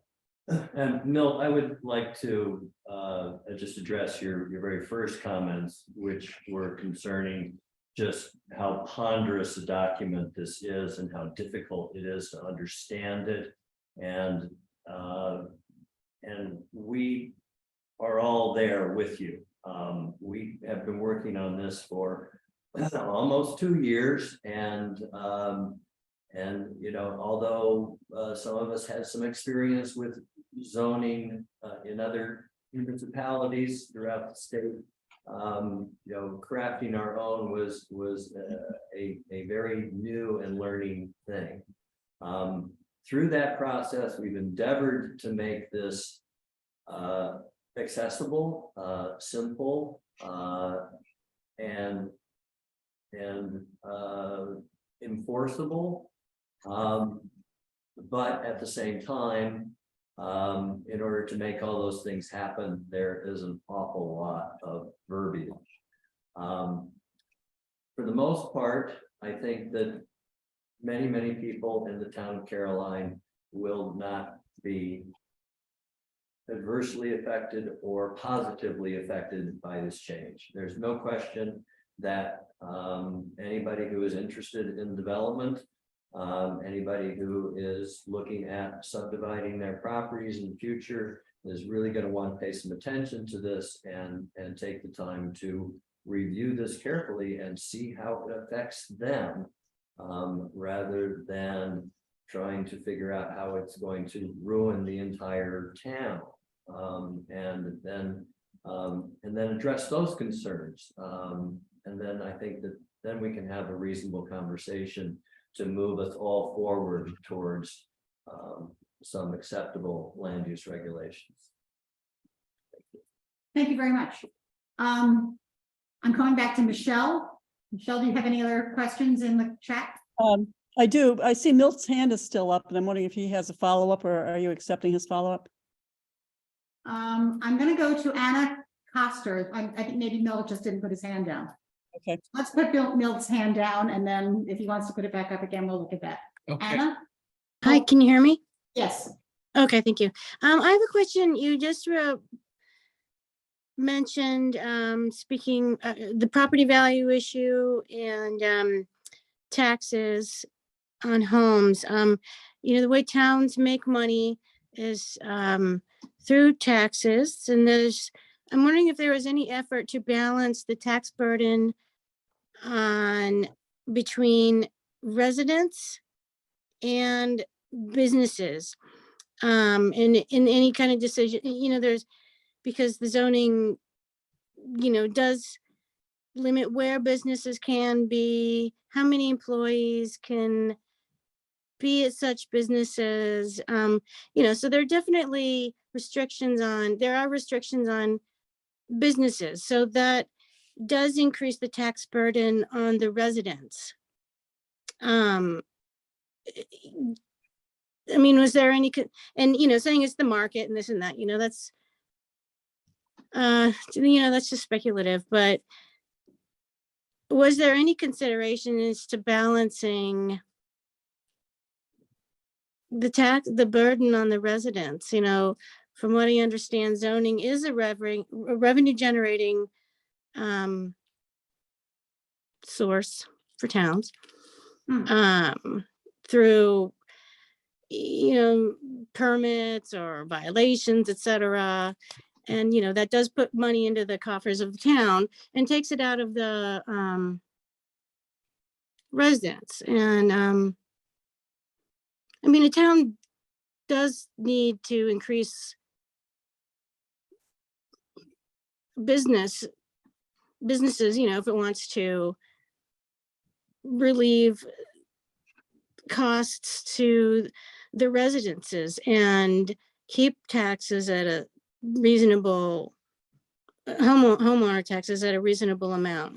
Do you see what I'm saying? I do. Thank you. Bill, I saw your hand up. Do you want to? Yeah. Bill, you have to unmute. Thank you. I had put it up and took it down in case you wanted to answer first, but here's what I will say. A couple of things.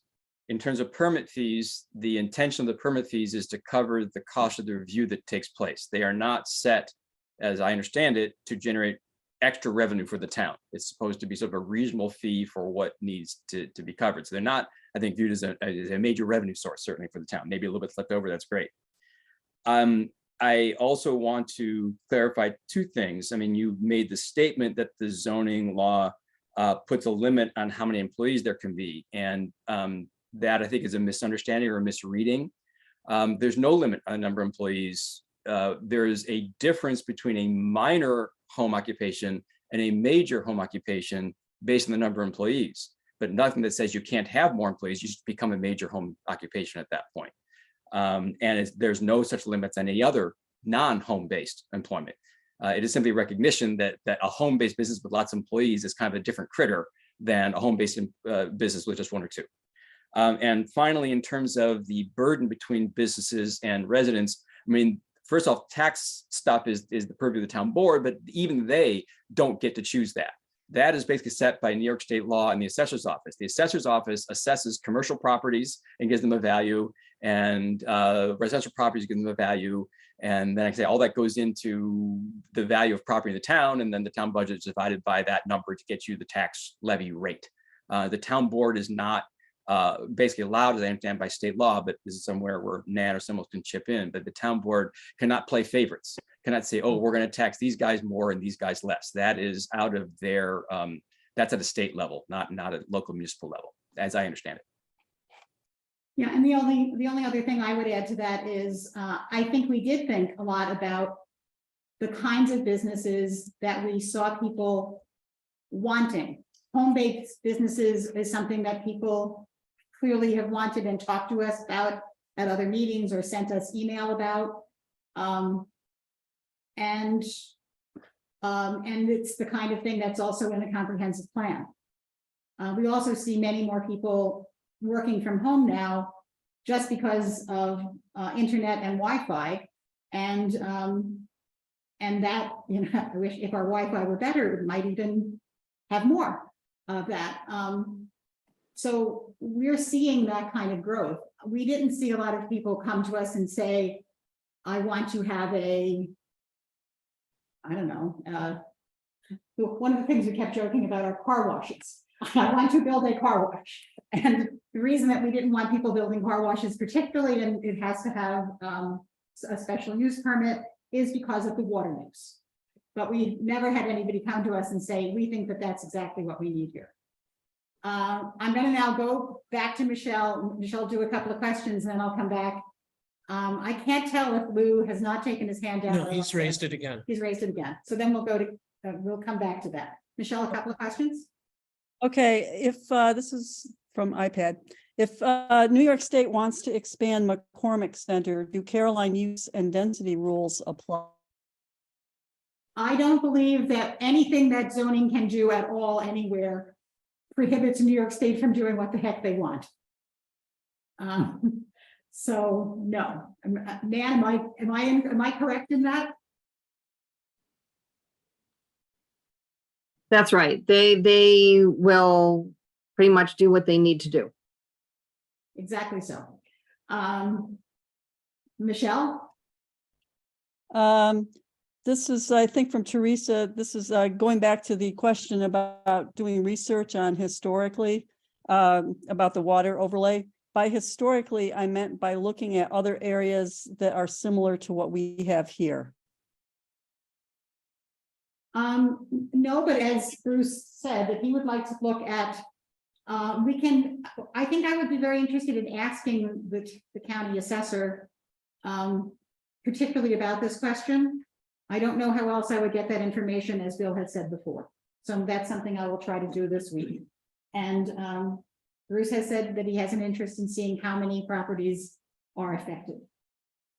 And one more from you, Michelle, and then we'll go back to the.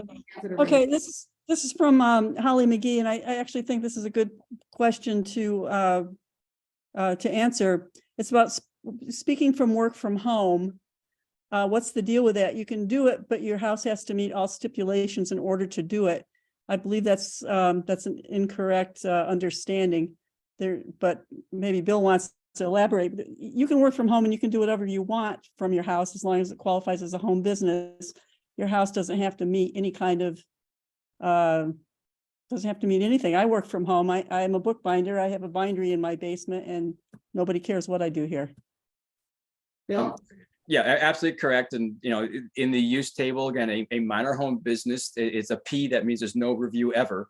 And no special standards were applied to minor home businesses. major home businesses, because they have either larger signage, more traffic, whatever, would go through a brief review process just to make sure that is cited appropriately on the property so it doesn't cause problems with the neighbors. I mean, that's the general point behind zoning, is that what you do on your own personal private property, no problems until that use, either because of its light or pollution or noise or whatever, affects the properties next to you. At that point, it's appropriate for us to get together as a community and decide how to address that. So at any rate, nothing special for the house just to be a home business. You can set your little shingle out there and go ahead, and maybe Nan has other details to add to that. I'm not sure. No? I think you characterized it. Good. Yeah, I guess I will add, it is possible that you might have a home business that would require regulation from another entity. For instance, childcare. If you do childcare in your home, the state has regulations about that, but that's not a zoning issue. That's just a state regulation about that. Okay, so that's good. We'll go back now to Milt, and then we'll come back to questions on chat. Milt? Hello, can you hear me? Yes, we can. Okay, I guess I, have a question, or Bill said that if our taxes, if everybody's taxes goes up, then it'll be neutral, or, or in terms of, because everybody in the, to cover the town budget. But how about the school budget, the school tax and county tax? That would go up if I'm not, if it seems to me, can Bill address that? You're right, Mel. Absolutely. Okay, not to, that's really something. I was right and you were wrong, Bill. So are we gonna, Milt, are we gonna mark this down as a special day? Yeah, okay, but did you know that? And you were just trying to pull something on people, Bill, or you're a smart guy? Yeah, and Milt, I appreciate the compliment. Compliments get you everywhere. It's not that I tried to hide that. It is in the moment, and answering your question, it is something I didn't think of. It is not something that I didn't know, as you point out. But, when you're in the hot seat here, you'll see it every once in a while. You don't remember to say everything that should be said. So thank you for that correction. Okay, let me, I have one other, am I still online here? Yes, go ahead. Okay. I guess I have a question for I guess it's the zoning commission, or what, which I do, I also appreciate that my mic is kept alive, so that it's, because last time I was killed, I guess, and I couldn't respond at the moment to Bill, and it's taken quite an effort to come back on here, but in any case. Yeah, I don't think the that was zoning commission, I'm sorry. I don't think that was intentional. So can we just eliminate that? Thanks. Okay. So the zoning commission, I've been surprised how divided the town is about this, and all of the signs, and and it's very distressing and upsetting to me to just see people so divided over something that maybe will be of use, but maybe is a solution that's worse than the problem. So I guess my question is to the different zoning commission people, are you concerned at all about how it seems divisive this has been? Or do you take it as an affirmation that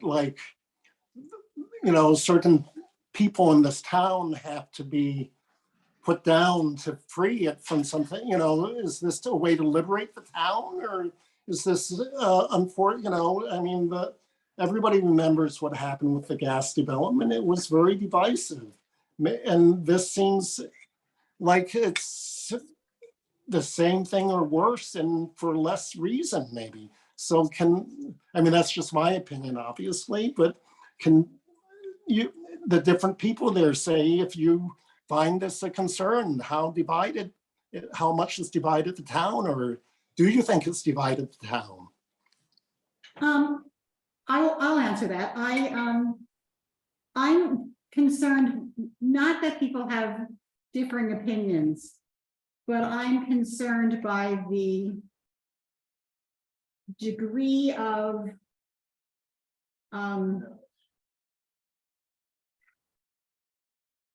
anger, I think, is outsized. And by the, you're not really a Caroline person, I'm really a Caroline person. You know, that I find offensive. And I guess I wish it didn't happen, but the reality is, this is an important issue. The town board, we live in a representative democracy where we elect officials and we ask them to do certain things. The town board asked people to volunteer to be on a zoning commission. People volunteered. I had no idea I was going to be in my 21st month of this, but and that all of us were, but we took on that challenge, and it's then up to the town board to make a decision about whether to move it forward or not. And it's up to the people of the town, whenever there's an election, to elect people. So I think if the response was, oh, some people are going to get upset, we're going to fold up, I think that would have been an inappropriate response. Because there was no opportunity to see the thing through, if that was the case. So I felt committed to move forward. That's all I can say. Bill, anybody else? Bill, and then you had your hand up. So I will add that, of course, I mean, I think all of us knew that anyone who's seen zoning implement anywhere knows that the decision to implement zoning is often contentious, and it's not a surprise that it's been contentious. It has been disturbing and distressing and painful how divisive the process has become. There are, I think, a number of reasons for that. I mean, I know there are folks in the community who will never want zoning, and that is totally fine. What I have found disheartening and difficult to deal with is that I think a lot of the reaction has been based on misinformation about what is and is not in zoning, what zoning does and doesn't mean. And some on this call, I'm sure, have heard me say this elsewhere. I know we're going to disagree about zoning, many of us. That's fine, but I just want our disagreements to be based on what really is and is not in the zoning law. And I've been approached so many times by a statement of, I heard X is in the zoning law, or I hear you're not going to allow Y. And they're absolutely figments. And that, I think, has fanned the flames, because there are things that I admit are really upsetting. If I thought I couldn't hand down my property to my child because of zoning, I would be pretty damn upset. If I thought I had to paint my house blue to match the neighbor's house, I'd be pretty upset. But those kind of things simply aren't in the zoning law. And so because that stuff is making the rounds, folded into our modern, social media networking little circles where things get tossed around within people, within a small group, that has fanned the flames in a way that maybe wouldn't have been true 15 or 20 years ago. But I would just like to be able to address the misinformation. I'm not saying we'll agree, but at least maybe we'll have a rational basis on which to disagree. Thank you, Michelle. Yeah, I put my hand up before Bill finished talking, because he pretty much expresses what I feel about the misinformation. And to be honest, I really didn't expect it to be quite so contentious. I thought it would be something we could all discuss. Ha ha ha. Anyway, but I guess I will say I committed to this process, and so I don't usually stop doing things because somebody else doesn't like it. And I think zoning, actually, as we're moving in this direction, I think it'll be good for the town. And I'm sorry people are upset. I just feel like it's a process we're starting. We're going to see it through, and the town board will make their decision. But I guess I also want to say is that everybody on the commission has really, we're doing things like with trying to do the best thing possible. It's not like we're doing things out of self-interest or because we want to hurt people or whatever. We all have really good intentions. And I kind of wish that, you know, came through a little more. So yeah, I guess that's all I'm going to say. Thank you. Bruce or Ernie, do you want to add anything? I guess that I would just say for myself, I came onto the commission as a zoning agnostic. I was waiting to be shown what was going to be good or bad about this, and I will say that as we have discussed this and gone through it, I find myself more and more in the no zoning, no way, no how camp than the pro zoning camp. But in fact, I am still very much in the middle, because I think that there are positive aspects to this for a lot of the town of Caroline. And I think at the end of the day, we will put something forward that is hardly the most harsh zoning law that could possibly be conceived, nor are we going to put something forward that is going to be business as usual. It's going to be a reasoned document that came through a lot of hard work and differences of opinion and some arguments, and that's what's gonna happen at the end of the day. Thank you, Bruce. I agree with what Ernie had to say, but at the beginning of this whole ordeal, I was more of a very generic approach, very minimal as to what we're doing. And I see the problem with this whole process is that it wouldn't matter what we were doing or what we were trying to do. It is the procedure that it's being done that causing a major problem with some of the people in this town. Because when it comes to anything, doesn't matter whether it's apples or peaches, we're trying to decide something that is going to affect pretty much everybody in this town. And if it's not brought up and if people are handpicked, things happen and people don't think that they're being represented. And in the end, the town people cannot vote on it. And I believe that's the biggest bone of contention over this. Wouldn't matter what we were talking about. Let me just add one more thing before we go ahead to the questions, the hands that are up. It is not allowable in New York State for residents to vote on a zoning law. That would be a referendum.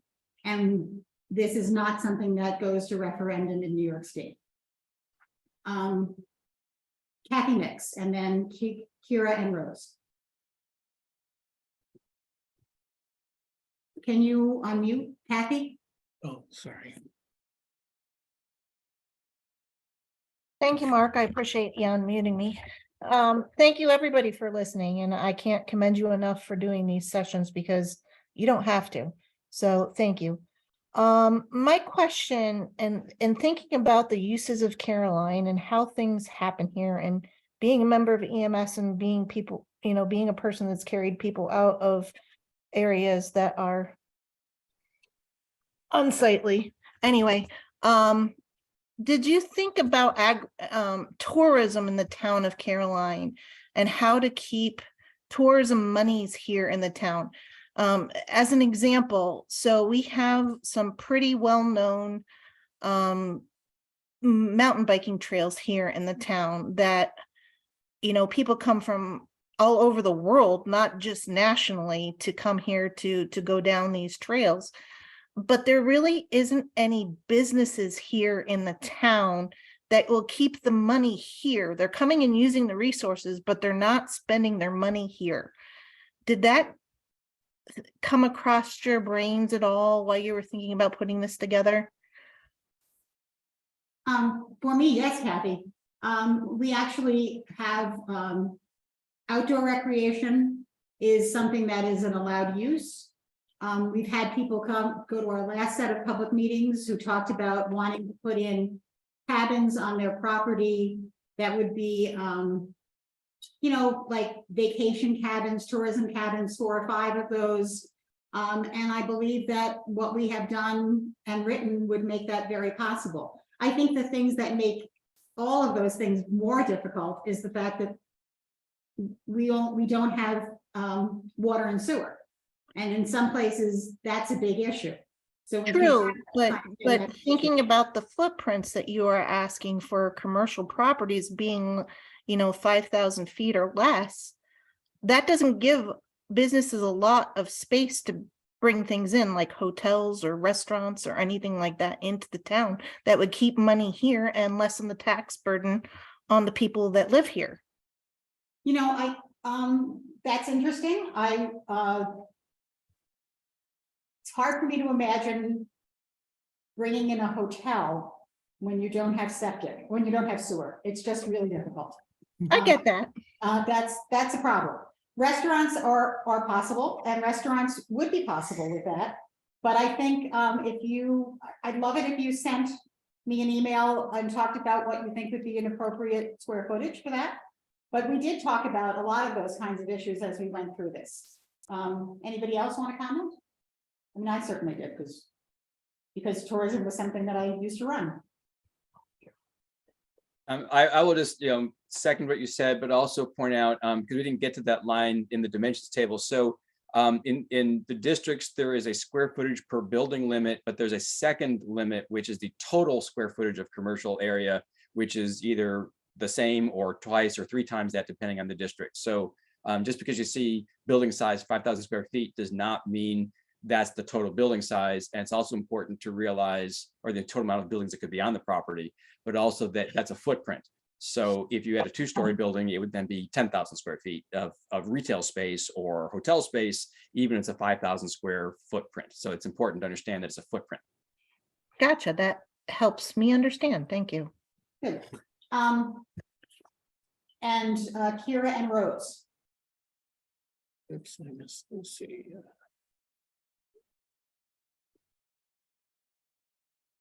I think you should be, good ahead. Go ahead. Hi, can you hear me? Yes, we can. All right, hi there. This is Rose. Kira's trying to put Crosby to bed, so she just had to escape. But anyway, I really appreciate that we're doing this and the honest conversation that's going on tonight. And I just wanted to, for all of us here, just express our continued support to all of you for what is clearly and often thankless effort that you've put in so far. We support zoning, Kira and I do, because we see it as an opportunity, and we view it as a chance for us to prepare Caroline for what's to come. We know nothing's wrong with Caroline. We love it here. It's why we moved here. But we know that the pressures of outside money interests and climate change, all that is gonna, times are changing. There's some truth to that. And to keep Ithaca from coming here, I get it. Yeah. And that's exactly it. And I think I want to say that we appreciate that you continue to encourage feedback in this way, even when some of the concerns are based on misinformation and don't actually reflect what's in the draft. I'm grateful to Bill in particular tonight for, because you keep asking for specifics when people share their concerns. And in my experience, having conversations with people, just attempting to discuss this topic with people, if that ever is allowed, I've found that many of the fears and the assumptions that people keep going back to are based on a very broad and negative understanding of zoning. And, zoning is discriminatory, causes financial burden, it will render low-income residents misplaced. And when I hear these very blanket statements, I always go like, how? Where are you getting that? Specifically, tell me why, where do you think that that's going to happen? Where, and I just appreciate that you've been pointing that out. And, aside from just giving you some praise and just supporting you here, I do want to relay one question, because it's something that several people have repeated to me on one of the discussion boards. And I have to admit, I don't know at all what they're referring to with this. I don't know if I missed this in one of the meetings, but I wanted to give you the opportunity to address it so that maybe I could know better what they're talking about. Someone mentioned that their wetland and water maps as late as 2017 were discarded and replaced with ones that you, the zoning commission, admits are inaccurate. Do people now have to hire a surveyor at their own expense to disprove something you've already said is false? Does that make more sense to you than it does to me? Because I don't know what they're talking about, but I'd like to be able to respond to people when they bring these topics up. Thank you. Bill, I know I'm the water guy, so I'll take lead on this one. So no, and what I'm struggling to understand is because, you know, often there's like a kernel of truth or something that leads and grows in some sort of way to become, you know, the old game of telephone, right? It becomes something distorted at the other end. And I don't understand where this one is coming from. So I can't even find the kernel that may be behind this. But, you know, again, as we did try to say earlier in the presentation, we are using the best publicly available, most accurate data for the water resource mapping. So the county did a mapping, and that was with the 2017 date maybe, but I think it's actually earlier than that. So somewhere in the early 2010s, the county did a very accurate mapping of wetlands in the town, actually in the whole county. And those maps are being used to define the boundaries of wetlands.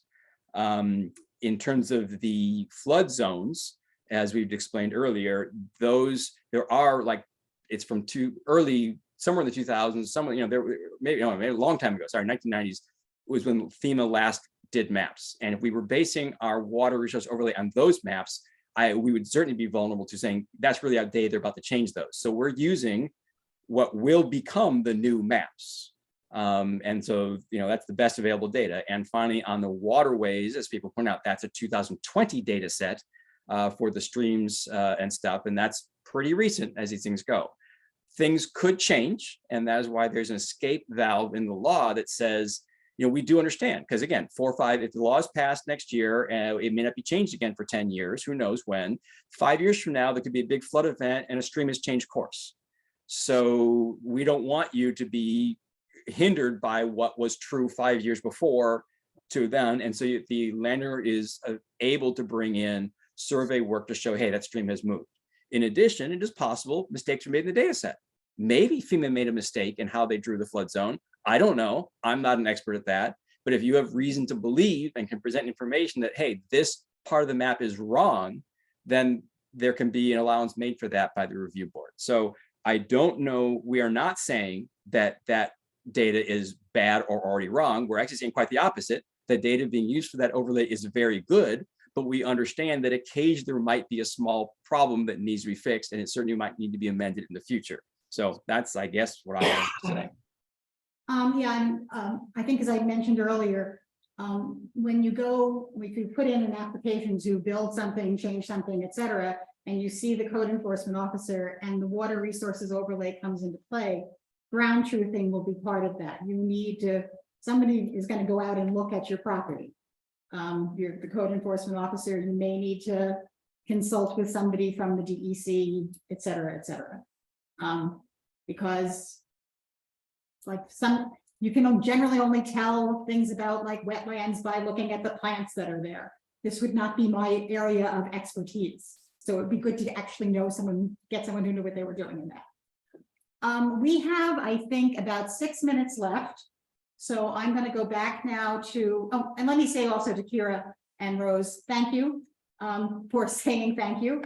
I think all of us have been thanked a number of times by people. We've been both excoriated and thanked. It's like, you know, it's an interesting day sometimes, but, you know, as I always say, I'm just going to get to go to heaven without having to go to purgatory. So it's a good day. Michelle, do you have a few more questions? I have one more question, and I think this is a good one, and I would like, maybe Bill can address this, and if not, maybe I have a comment. The question is, do we have to get $1,000 worth of flood insurance if in a water overlay zone? No. Go ahead. The simple answer is no. Again, the flood insurance requirements would be made by the insurance companies if you're in a flood zone. So whether or not you're in the water resources overlay, I mean, the water resource overlay includes FEMA's flood zone, but it does not determine FEMA's flood zone. It's the other way around. The flood zone in certain spots determines the boundary of the water resource overlay. So there's no, you know, and then there's various parts of the water overlay that are wetlands or streams, and you certainly wouldn't have to get flood insurance for that reason. So what I would say is no, that flood insurance requirement comes from whether or not you were in a flood zone, and that would be true if it's true now, and that would be true if there's zoning, and that will be true if there's not zoning. The water resource overlay and zoning does not impact the fact that you would have that $1,000 surcharge or whatever. And I guess I would add to that, that I know somebody in the insurance business who said zoning has absolutely nothing to do with that, just like Bill said. If FEMA's putting out these maps and the insurance companies work with FEMA, they don't care if we have zoning or not, so. Good. Since that was, go ahead, Bruce. On our new maps, Bill, did we create any new flood zones? No. I mean, again, Rick used the FEMA data. So the consultant who created the mapping used data sets created by professionals in various fields. FEMA for the flood zones, the county for the wetlands, and the USGS for the streams. And so he took that data and mapped it. He did not modify it, draw an extra squiggle here because he didn't like that territory or anything like that. He just used the data from those reputable sources. Okay, but am I to understand that these new maps by FEMA, some of those could be new flood zones? The flood zones are different. So yes, they are changed. In some ways, some things that were flood zones are not any longer, and some things that were not are, and some things that were still are. So it goes all directions. And my rough understanding for Tompkins County, and I'm not sure if it's true for Caroline, is that somewhat surprisingly, the new flood maps cover less area than the old flood maps. The flood zones are smaller. And we all are used to thinking, because of global warming and climate instability, that they would be getting bigger for whatever reason. And again, this is not my area of expertise. I don't know if it's different parameters they used or the same parameters, but the climate change has changed things differently here. The actual flood zone area is a bit smaller than it was before. Not in downtown Ithaca. Yeah. So it will vary. Again, there's some places where it got bigger, some places that got smaller, and some places that stayed the same. And some places it just shifted. So you probably don't know the answer to this. If I was not in a floodplain and now I am, I certainly probably have to have flood insurance. That, I believe, is between you and your insurance company. Yeah, and it also sort of depends on if you have a mortgage. It's the mortgage holder which would insist that you have flood insurance possibly. You as an individual can go scot-free. Till you get flooded out, yeah. I'm going to thank you everyone for coming. I'm happy to say that we had 75 people on at the height of this tonight. I really feel delighted about that. Thank you very much for the questions and for the conversation. We'll go to that last slide that Nan is going to put up. And I want to say that if I get to my right place, we are going to meet again, as I said, on Saturday, December 6th from 2:30 till 5 at the Brookendale Community Center. We're meeting there because they have excellent Wi-Fi. And so we are trying very hard to have that be both an in-person and an on Wi-Fi meeting, and we will take questions, for both Zoom. We are going to go down tomorrow morning and see if we can make all of that work magically using video and audio and God knows what to see if we can make the whole thing work. If we can't make it work, we will get that message out that it will just be in person, but I think we can make it work. So what happens after we finish on the meeting on Saturday? We're meeting on Tuesday, December 6th. At that time, we will talk about what we've heard and what has come in written comment. We will we had some questions that we had brought up amongst ourselves as well. We will revise the draft, I'm fairly sure, post the next version as soon as it is available, hold a public hearing, I hope sometime in January after due notification to all the residents. After that, again, that public hearing is different than this. Public hearings are, there's a format, and the format is people can come and talk for 3 minutes and we do not respond. That's how public hearings are. We hear your comments and we take them down. And then we go back and talk about that again and decide if we need to revise it. So that, so for that public hearing, as Nan said before, that won't be just the draft statement, or the final draft statement next to maybe next to final draft statement, but it will be the report as well. That will all be posted. We'll hear those comments. We will come back. We will make a decision about the report that we then forward to the town board. And then we, as a commission, dissolve. So hope to see some of you again on Saturday. And if you have questions that arose during this, or if you're reading the document and you have specific comments, we would love specific comments like, you know, that's too small, this is too large, you should have this here. Those are really good things to hear tonight. Thank you again and good evening. We had to use a 30-second thing for us. That was good. That was really good.